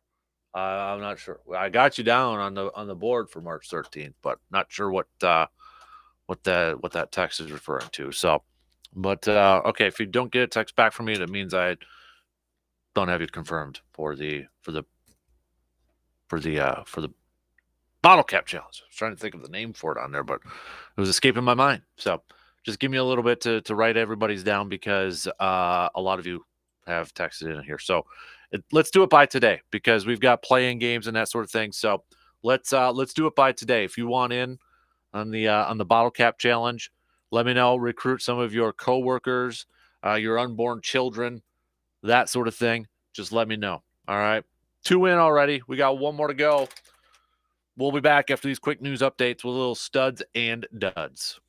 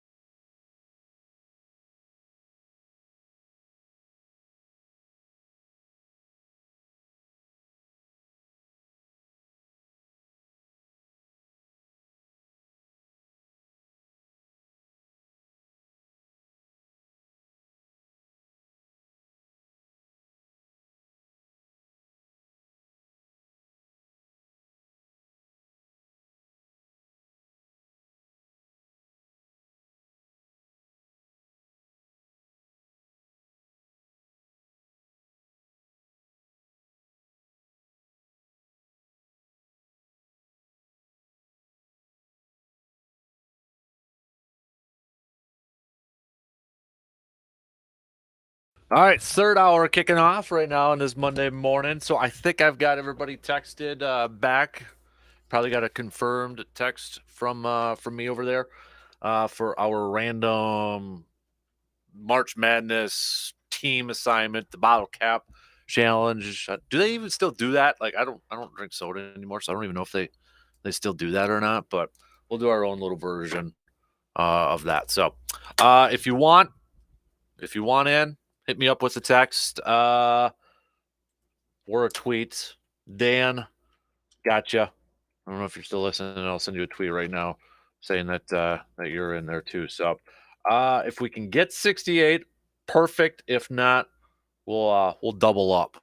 And it's going to be randomly assigned on this thing too. So if you don't like your teams, I didn't do it on purpose. Okay, we got a website that I can randomly do all that. But don't forget, you can also sign up for our bracket challenge at our website, sportstalk1051.com. It's right on the homepage there. You just click on it, boom, sign up for free, and then you can enter to win some prizes from our good friends from Hy-Vee. So, all right, what do we got coming up here this morning? We're going to get back to some more college hoops talk here. We know that the Badgers are not in it, but they're going to the NIT. Now that the Badgers are going to be playing in the NIT, how many Badgers fans are you going to pay attention to that? Like, are you going to kind of follow along? They play it tomorrow already. They're a 2 seed in that thing. So, how many of you are going to be following along with that? I will be. I'll be honest with you. I'll follow along with it. I want to, see how they do. Are they going to put up a banner in the rafters for an NIT championship? But Marquette getting the 2 seed. Can they get to the Final Four? Can they get to the national championship? Marquette, one of the hottest teams in all the country right now, winning the Big East regular season, winning the Big East Conference championship. Duke's also one of the hottest teams out there too. Can they make a little bit of a run in this tournament? Who are your Final Four picks and or your early pick for national champion? If you had to pick today, if you had to turn in your bracket today, who would you ride with? Who are you going with? Let us know. Okay. And if anything happens in the next last, what are we at here? Like 50 minutes or so in the football world, we'll keep you posted out there too. I did see that apparently Ian Rappaport saying, if you're just looking at it from the NFL sense, Deshaun Watson and the Browns have restructured his contract, creating nearly $36 million in cap space. Think about that. 36, one conversion, one restructure creates $36 million available in cap space from one person. One person. Unreal. All right, let's do some studs and duds.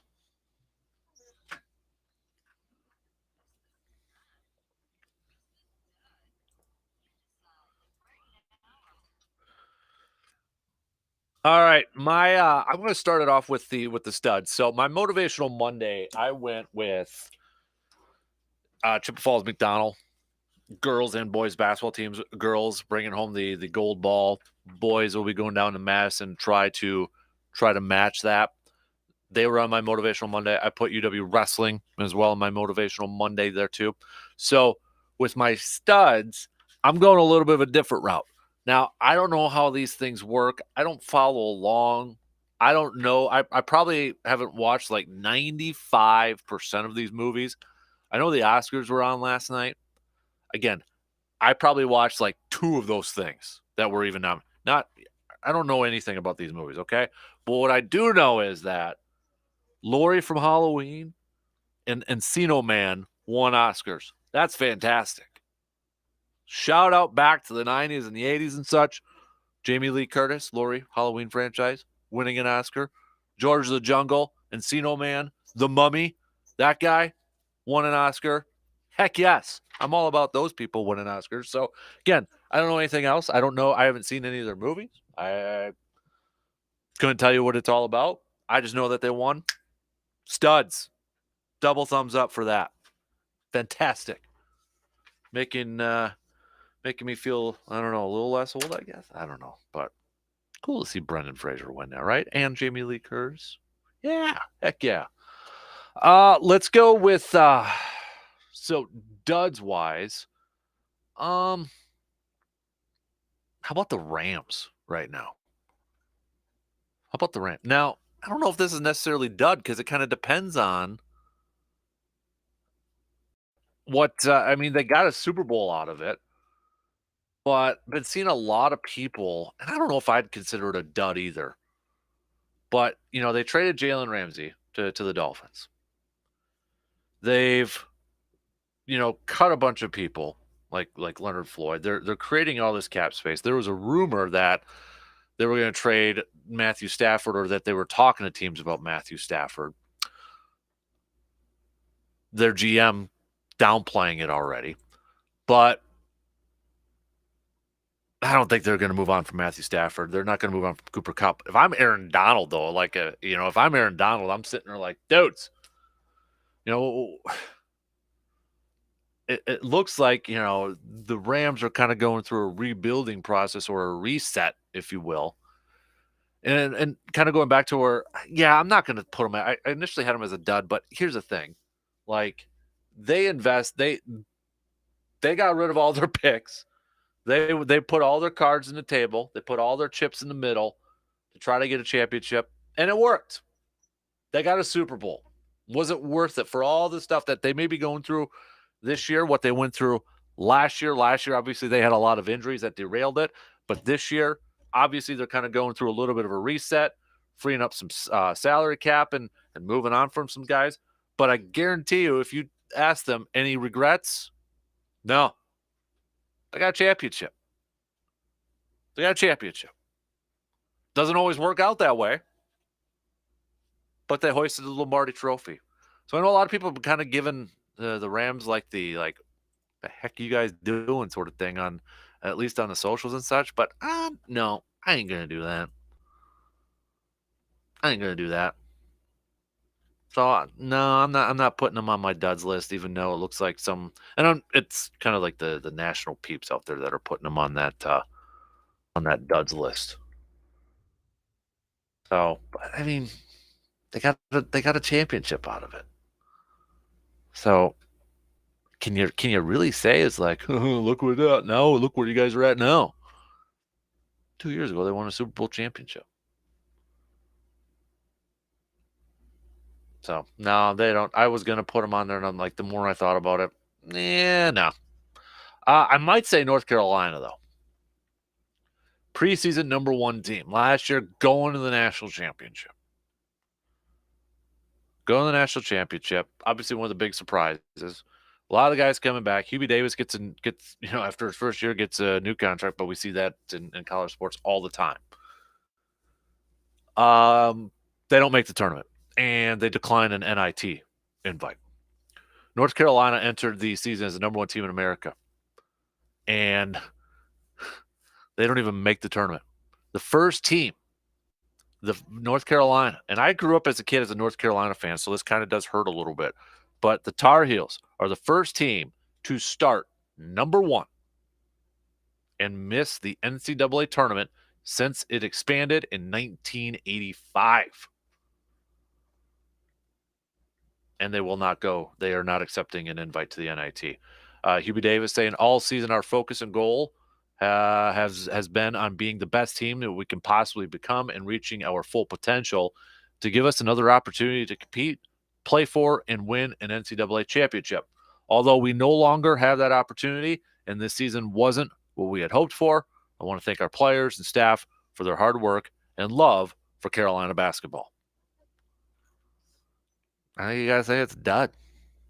I mean, you enter the season as the number one team in the country. And I get it, preseason rankings, they're so like we've had our gripes about preseason rankings, whether it's college football or college basketball. But to not even make the tournament, that's not a good look. And I would say, coming up next season, they got to see something. They got to see something from Hubie Davis and this North Carolina team. But yeah, we'll see. Those are my studs and duds. If you want to play along, you can do so. I mean, I could throw another dud. I think a lot of people are probably going to throw in a dud about Mark Murphy and how he talked about Aaron Rodgers at the Girls State Basketball Championship. Some of the comments that he made. I just feel like I don't know. I went through it last hour. Maybe we'll revisit it a little bit later on. But I just feel like right now at this point, it's something's holding us all up. Obviously, it's still with Aaron, but I don't know. I think retirement is maybe a little bit more on the mind right now of Aaron Rodgers than what we all kind of thought. There's a part of me that really feels like if he was going to be a Jet, if he wanted to be a Jet, this would have been announced by now. All right, but we'll get back to that a little bit later on here. Who are your top four, or who are your final four picks? If you kind of been Googling to see some of the national analysts out there, they've been all over the place. UConn seems to be a kind of a trendy, I don't want to say necessarily Cinderella pick, but a trendy, 4, 5, that type of range seed to make the Final Four. I know our good buddy Richie had picked UConn. I think it was it last week, Richie, that you picked that if you're listening right now? But UConn, Duke has been another one out there. Looking at that 4, 5 seed range to make it to the Final Four, not the 1s, 2s, or 3s, but starting at that 4, 5. Is there anybody, though, right now willing to say this team who's ranked at, like, let's say 6 or below? I shouldn't say ranked, seated at 6 or below. Is there anybody who is willing to say that I'm putting them in the Final Four? Maybe you got Kentucky, who's a 6 seed in the Final Four. I look at that Purdue region and I'm like, dang, I could see one of those top 6 teams, make a case for one of those top 6 teams to go to the Final Four. Is there anybody that you think 6 seed, or can we say worse or higher rank? You know what I mean? 6, 7, 8, 9, 10, 11, 12, 13, 14, 15, 16, 16, that you're like, no, I'm putting them in my Final Four. Anybody willing to do that? Anybody going to do that? Let me know. Hit me up with a text, tweet, Facebook, or comment on the video stream here. Don, they could trade Aaron literally to any one of the 31 NFL teams, and I'd be okay with it. It's like he's going to be around long term to hurt the Packers. I wish they would have considered all 31 teams. Well, I mean, I think we got to be a little realistic with that, Don. I don't think they literally could have traded him to all the other teams in the NFL. I mean, Chiefs ain't taking him. Bengals ain't taking him. Philly's probably not taking him anymore. Chargers probably not taking him. The teams with their younger quarterbacks, star quarterbacks out there, probably not taking him. So I don't know if it'd be literally 31. And honestly, I think if there was, I mean, you got to look at the AFC too, where it's just loaded up with quarterback talent. I mean, Buffalo ain't taking him. They're staying with Josh Allen. Miami, I kind of thought, would that be one out there? But again, cap space is a real thing. You got to look at teams with cap space. Denver just traded for Russell Wilson, so they can't trade for him. I mean, there's other teams that are probably good with their quarterback situations, or they just literally can't. So I don't know if it'd be literally 31. I think honestly, to tell you the truth, Don, I think if there were more teams willing to trade for Rodgers, Packers would love that. They would absolutely love that. Why? Because you have teams bidding against each other to draw the price up, to raise that price up. So I think Green Bay would love to have more than maybe the Jets in this conversation. Like, they would love to have more teams in the AFC. They probably don't want to trade them to the NFC to potentially avoid having to play him. And I get that. Other teams do the same thing. But if we're looking at straight up the AFC, I think Green Bay would love to have more teams wanting to be in on the Aaron Rodgers sweepstakes, because you have teams bidding against each other to draw up that price. Because right now you only got one suitor. Well, how much is it going to be? That's why a lot of people are out there saying it's like, that trade comp might not be as much as that people were hoping. But, hey, if the Raiders really wanted in, or Miami or whatever, and they were serious about this, they would draw that price up. So I think Green Bay does want more suitors involved.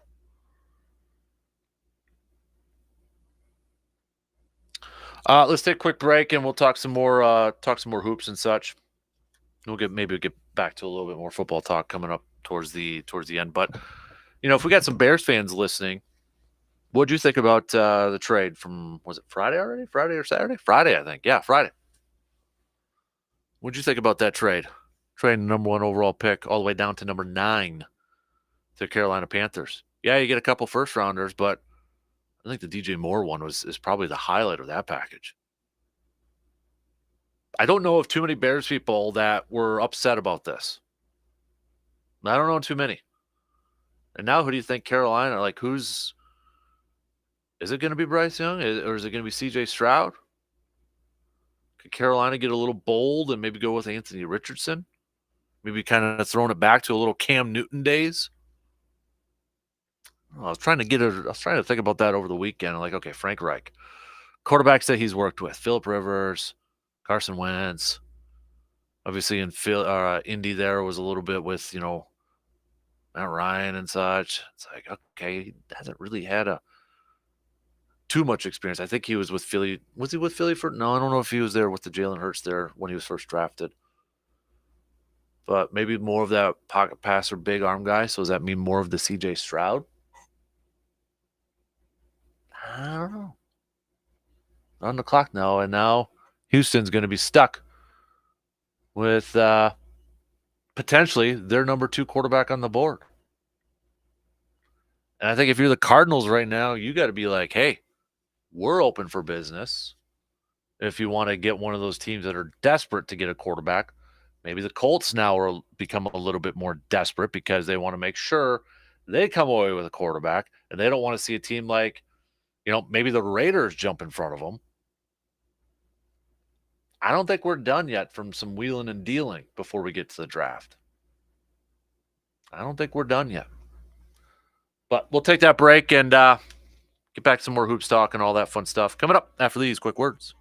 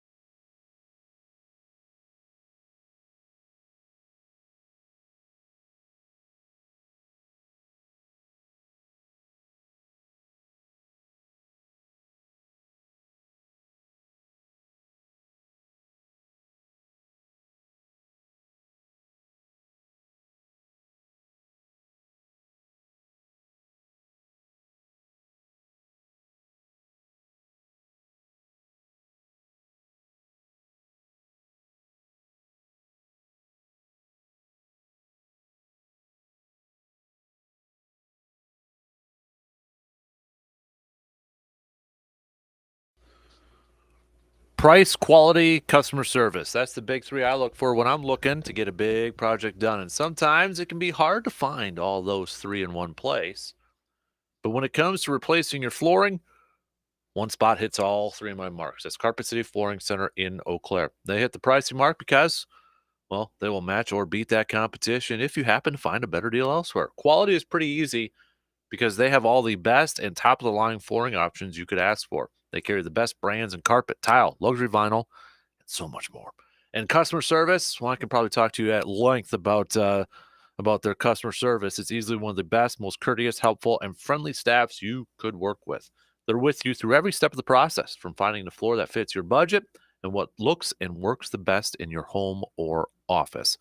Taking on big projects, they can be a little nervous to think about, but when it comes to replacing your flooring, that nervousness goes away with the help from Carpet City Flooring Center in Eau Claire.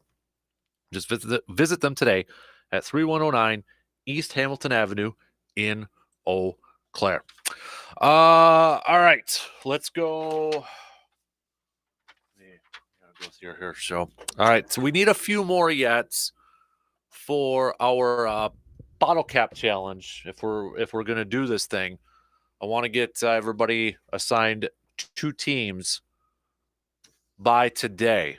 I want to get people signed up by today. So if you want to participate in the bottle cap challenge, let me know. Again, reminder, it's like, we did it last year. Thank you to those of you who reminded me about it. But, you get the random hoops team, buy a bottle of soda, open it up, look on the bottle cap, and it's like, oh, I get so-and-so, Texas A&M Corpus Christi or something like that. Or maybe you get lucky and you get the big wigs like a Kansas or something. But we need a few more if we're going to do this thing. And I think I've got some stuff I can give away for a winner too. So if you want in, hit me up with a text. If I haven't confirmed you yet, just give me a little bit.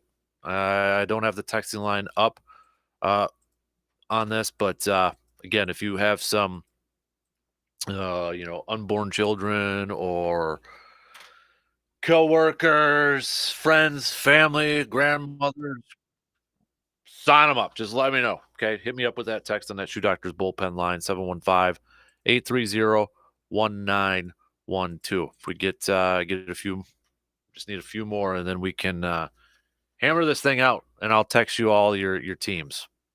Hopefully by today. That's the deadline. We want to get this all taken care of. So, all right, let's talk a little bit more college hoops here.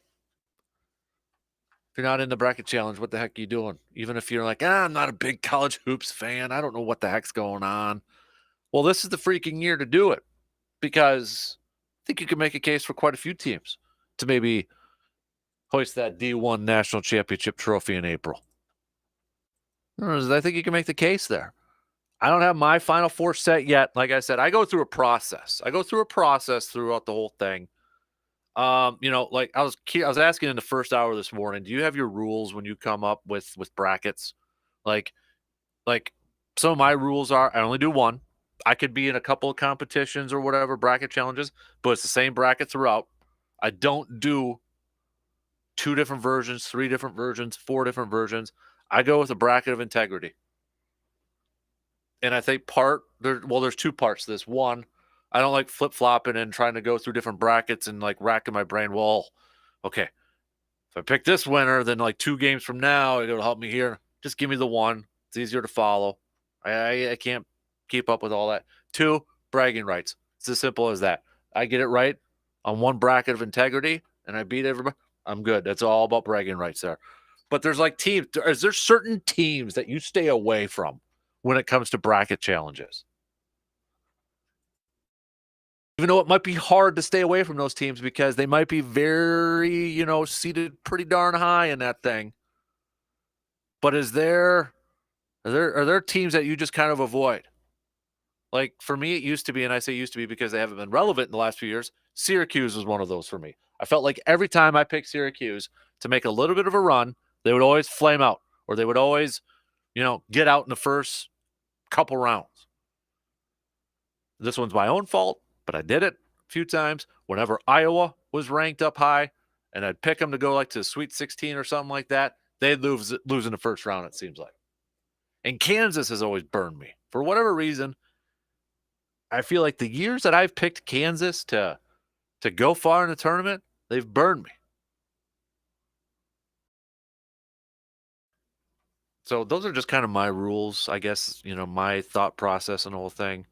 I don't do it right away, which maybe I should because I've struggled with my brackets lately. I should just like fill it out, send it, upload it, done, over with instead of thinking about it too much. But those are kind of my main guidelines on there. But is there a team when you see this bracket or you've kind of, been following college basketball a little bit this year? Is there a team that is one of the favorites? Now, if we use, Vegas odds, if we're using that as kind of our baseline, Houston has the highest odds to win. Then it's followed by Alabama, Kansas, Purdue, UCLA, Arizona, Texas, Gonzaga, UConn, and then Marquette. Duke's right behind Marquette. Is there any of those teams where you're just like, I know the hype's there. I know the odds. Love them. I'm just not buying them. And honestly, I think because this year it's just had some more parity involved in it, you might have a lot of people. There might not be that clear majority with all this. There really might not be. I feel like some people are like, Alabama. Are we talking about college football? Or are we talking about college hoops? Alabama is a 1 seed? Where'd they come from? Well, they're not a typical team that's, highly ranked when it comes to the tournament. I remember when Alabama was always like you're trying to decide in an 8-9 matchup whether you're going to have them advance and lose in the second round.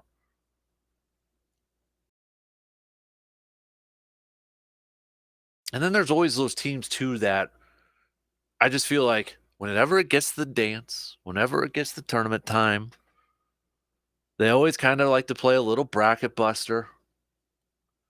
Or, they're not necessarily a Cinderella team. They may be like a mid-seeded team, maybe like a 4-5 or a 6. But here they are, Sweet 16 again, like Miami.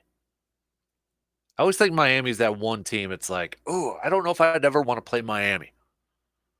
Because I feel like the last few years, they've just kind of been like that team that's like, oh, they're there again? I don't know if, Miami is like, oh. And I know in the first hour when we were looking at the brackets, I go to that Purdue region, the East. And I think you can make the case for 1 through 6, talking the seeds there, 1 through 6 of coming out of that region and getting to the Final Four. Number 1, Purdue. I think you can make a case for all these teams, but I also think you can make a case why they won't. You can make the case for Purdue making it, but there's going to be a lot of people like, well, look at how they kind of played through some stretches in that. Maybe not totally sold on Purdue. They have enough guard play. They have a talented enough guard play. And then they got Memphis, Penny Hardaway. Shout out, Penny Hardaway, potentially in the second round. Memphis playing hot right now. They just won their conference tournament for the first time in history. So Purdue's the 1 seed. Marquette playing some of the best basketball in the country. They're hot right now. Won the Big East regular season title. Won their conference tournament this past weekend. Playing some great basketball. And if it all works out, Mr. Hauser from Michigan State might be going up against his former team in the second round of Michigan State, can get by USC. But Marquette the 2, your 3 seeds, Kansas State. 4 seed, Tennessee. 5 seed, Duke. Again, team that's playing good basketball at the exact right moment. And then your 6th seed is Kentucky. Maybe a lot of people might not be like, oh, Kansas State, they probably don't know a whole lot about them. Like, that might be the one team where people may not pick them to, maybe make the case to get to the Final Four. But, I mean, look at those top 6. seeds in the East region. And then you've got a Michigan State team that's been there at 7 with Tom Izzo. Now, I'm not picking them to get past Marquette. I'll just tell you that right now. But it's like, ooh, maybe can't completely shut the door on them. But that, to me, the East is the widest open region in this whole bracket. The West, Kansas, UCLA. There was some talk, could UCLA be a 1 seed? I think it was like a little back and forth between UCLA and Purdue. Would they get that final 1 spot? And you got Gonzaga at 3. UConn, who has been a popular pick to get to the Final Four, to get out of this West region. Very popular pick to get out of there. And it's UConn versus Rick Pitino, Mr. Hurley and Mr. Pitino going up in a first-round matchup. Now there's talk that Rick Pitino might be taking the St. John's job.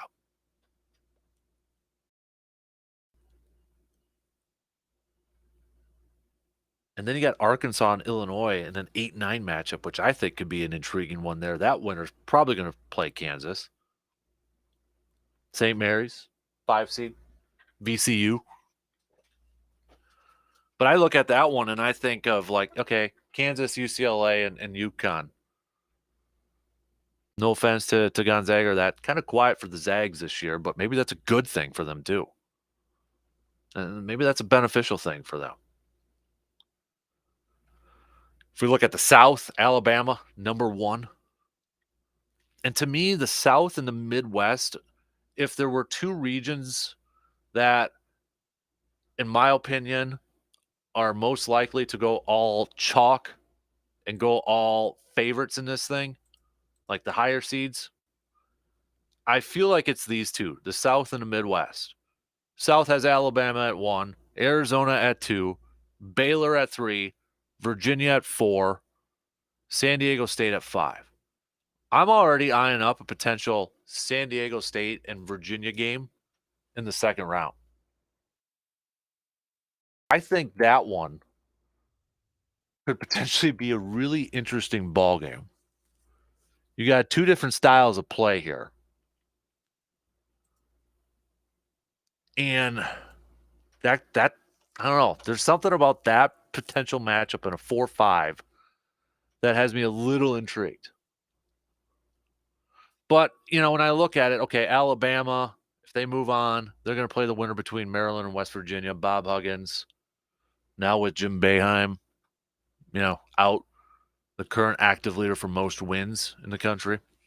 West Virginia always was a team, too, that I felt like I picked far to go, and they always fell short.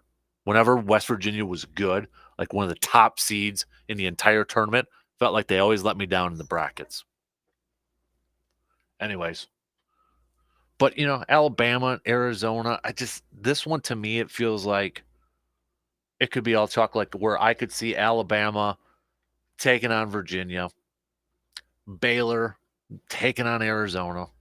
Those are your 1 through 4s advancing. Same for the Midwest. Houston's your 1. Texas is 2. Could it be a collision course for the Battle of Texas between Houston and Texas to go to the Final Four?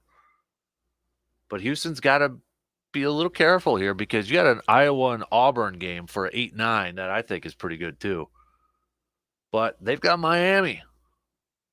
They got Miami on that side. Miami is a 5 seed. That could get a little interesting. But your 3 seed is Xavier. I don't think a lot of people kind of know a whole lot about Xavier this year. We potentially could see Texas A&M versus Texas in a second-round matchup. But Penn State, can they use some of that momentum that they had in the Big Ten Conference Tournament where they fell just short against Purdue? Could they use some of that momentum as a 10 seed? Maybe to make a little bit of noise. Be a tough task if they can get by Texas A&M. Be a tough task to get by Texas, no doubt about it. But, again, Indiana's a 4 seed. If it is Indiana and Miami, I'd probably pick Miami to win that game. But I just feel like both the South and the Midwest, those are your best ones. Or I shouldn't say best ones, but if I were to pick the most likely ones to go all chalk, and watch, it'll be the total opposite. So I feel like the East is the one that's just throw the teams in a hat and pick them out. And if you look at a lot of these national analysts out there, two teams that are not in the top, that are not a 1, 2, or 3 seed. There's two teams that are popular picks to come out of their regions and go to the Final Four. Duke and UConn. Duke and UConn. Duke in that East region we were just talking about. UConn in that West.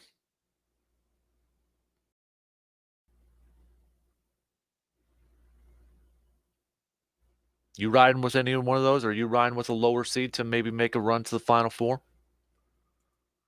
Is there a team in this whole thing too that is getting a lot of love or is very, seated up there towards the top, but you're just like, nah, I'm not buying it.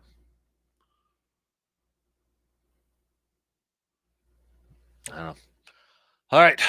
But don't forget, I want everybody to sign up for a bracket challenge. Even if you're not the biggest college hoops person out there, if you didn't watch a single game or you don't watch college hoops, this is the year to do a bracket challenge.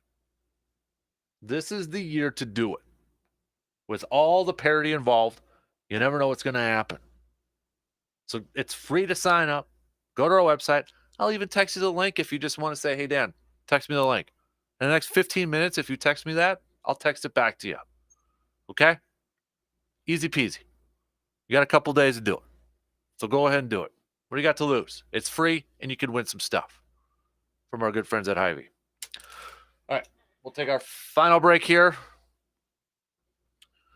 Kind of recap some stuff, cover the bases, all that fun stuff. Will we know a decision from a certain quarterback today or not? Who the heck knows?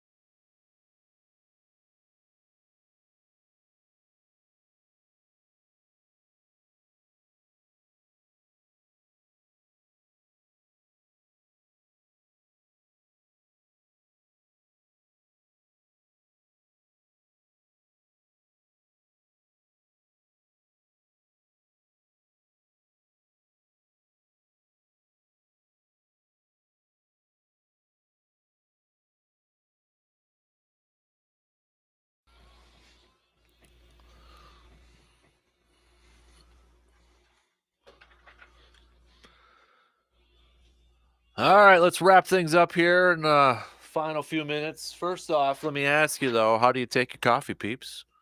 Black, or do you like a little cream and sugar in it? Are you a hot or iced coffee person? Maybe you're a latte person. You know what? Doesn't matter. Doesn't matter how you take coffee because it's your coffee, right?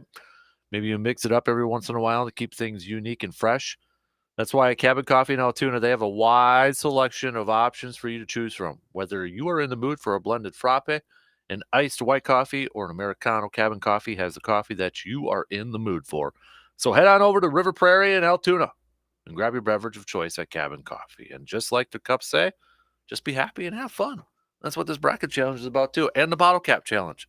I need at least six more people for our bottle cap challenge. Excuse me, I couldn't spit it out. I'm waiting. One of you texted, "Count me in." NCAA. I texted you back to confirm. Are you referring to the bottle cap challenge or the bracket challenge? Let me know. If that person texts me back, then it'll be down to 5. I need at least 5 after this person. But right now, currently, it stands at least 6 more. At least I can make it work if we get 10 more, but I need at least 6 more. So this is your final call. Your final call, because I want to make sure we get these out to you all fairly soon. Fairly soon. So, all right. What else do we got? Is today going to be the day? As Matt Schneidman, who covers the Packers, The Athletic, tweeted a little bit ago. So, if Aaron Rodgers wants to stay true to his promise of not holding anyone hostage with his decision, he'll need to make one before 11 a.m. Central today when the legal tampering period begins. That's true. You're going to have to do it. He's going to have to figure it out. Will that be by in a couple hours or not? You know what's going to happen. You know exactly what's going to happen, right? He is going to, it's going to be reported. It's going to be leaked out there as soon as we shut these mics off. That's exactly when it's going to happen. Just call the shot right now. That's when it'll happen. And then I'll be like, are you kidding me? So if that were to happen, that's why I'm holding off on uploading a podcast for today. I'm going to see how the morning plays out, because that'll be my luck. I'll upload a pod, and then hell will break loose and that sort of thing. So, I'm gonna gamble here a little bit, and I'm gonna hold off on uploading a pod until maybe we find out by 11 a.m.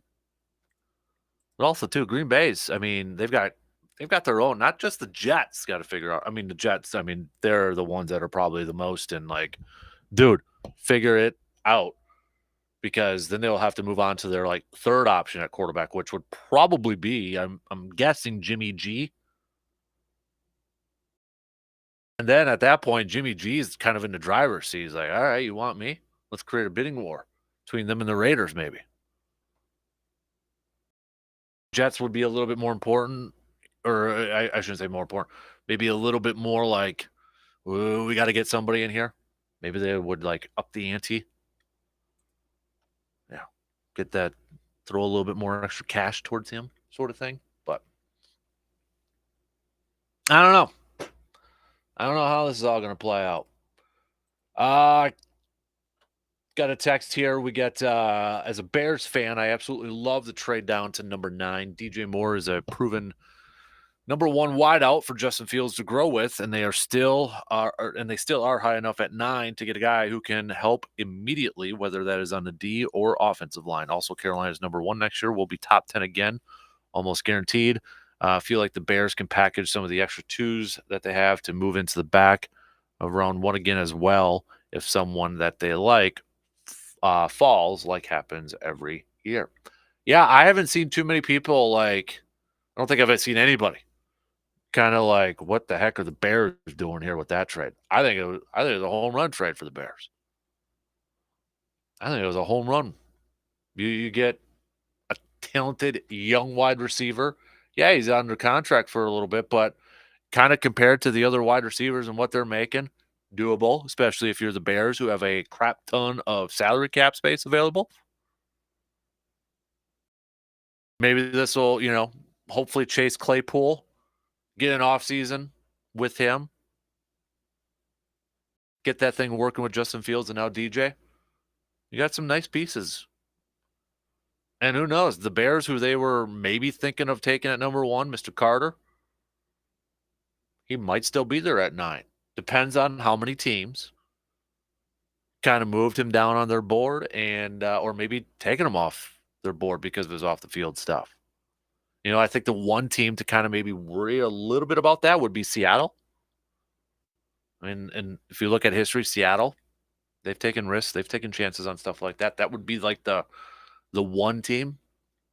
And I think Arizona right now, if I'm the Cardinals, I'm saying open for business. Now that the Bears have traded that number 1 pick, if you're the Cardinals, you're telling teams like the Colts, maybe even the Raiders, hey, we're open. You want to make sure that you get up and get one of the third best quarterback now on your draft board, because we know obviously Carolina ain't moving. We know, I'm assuming, Houston ain't moving unless they throw off something really ridiculous, or maybe they figure, hey, Jimmy G, we can have him for a few more years. We like that better than any of these youngsters. DeMeco Ryans obviously has a connection there with the 49ers. I don't know. But assuming that Houston's going to take a quarterback too, if I'm Arizona, I'm sitting there like, Colts, you want to make sure nobody jumps up in front of you. We know you got the 4th overall pick, but you want to make sure nobody jumps in front of you and takes that third quarterback. We're for sale. Raiders, you want to make sure you get somebody. We're for sale. Right now, I think the Cardinals are the team that's got to do a little wheeling dealing in here. And again, that just might just push everybody back down like for the Bears. We'll see. But no, I think they're in a good spot. I think they're in a really good spot right now. What else do we got on the docket? As we mentioned here a little bit, we've got Bucks back in action, taking on the Kings of Sacramento. The Kings, one of the best stories in all of the association, the National Basketball Association this year. 2 seed in the Western Conference right now. Sounds like Giannis, I shouldn't say sounds like he's going to play because you don't know, but he did miss the game again against Golden State, his 3rd game in a row that he missed. We'll see if he'll be back in action tonight. Bucks holding on to that 1.5 game lead in the Eastern Conference over the Boston Celtics. Philadelphia is really hot right now. They're just 3 back from the number 1 seed in the Eastern Conference. So with just, 15, 16 games left in the regular season for the Bucks, might be a race to the finish to see who is going to get that number 1 seed. Bucks will be finishing up this little West Coast trip here. They got Phoenix tomorrow. Then they're back home for a while, if you include the off days. Their home game is Thursday against the Pacers, and they get a couple days off. Then Toronto, a couple days off. San Antonio, day off, and then they won't be back on the road until March 24th after this little West Coast trip here. But regular season winding down, man. It's getting close. So, all right, I'm just going to check Twitter one more time before. Okay, nothing about Aaron. Now get ready, because we're going to shut the mics off, and it's going to happen. Probably going to happen. DP and Danitz are up next. Have yourself a good Monday, everybody. Don't forget, sign up for the Bracket Challenge. We'll talk to you again soon.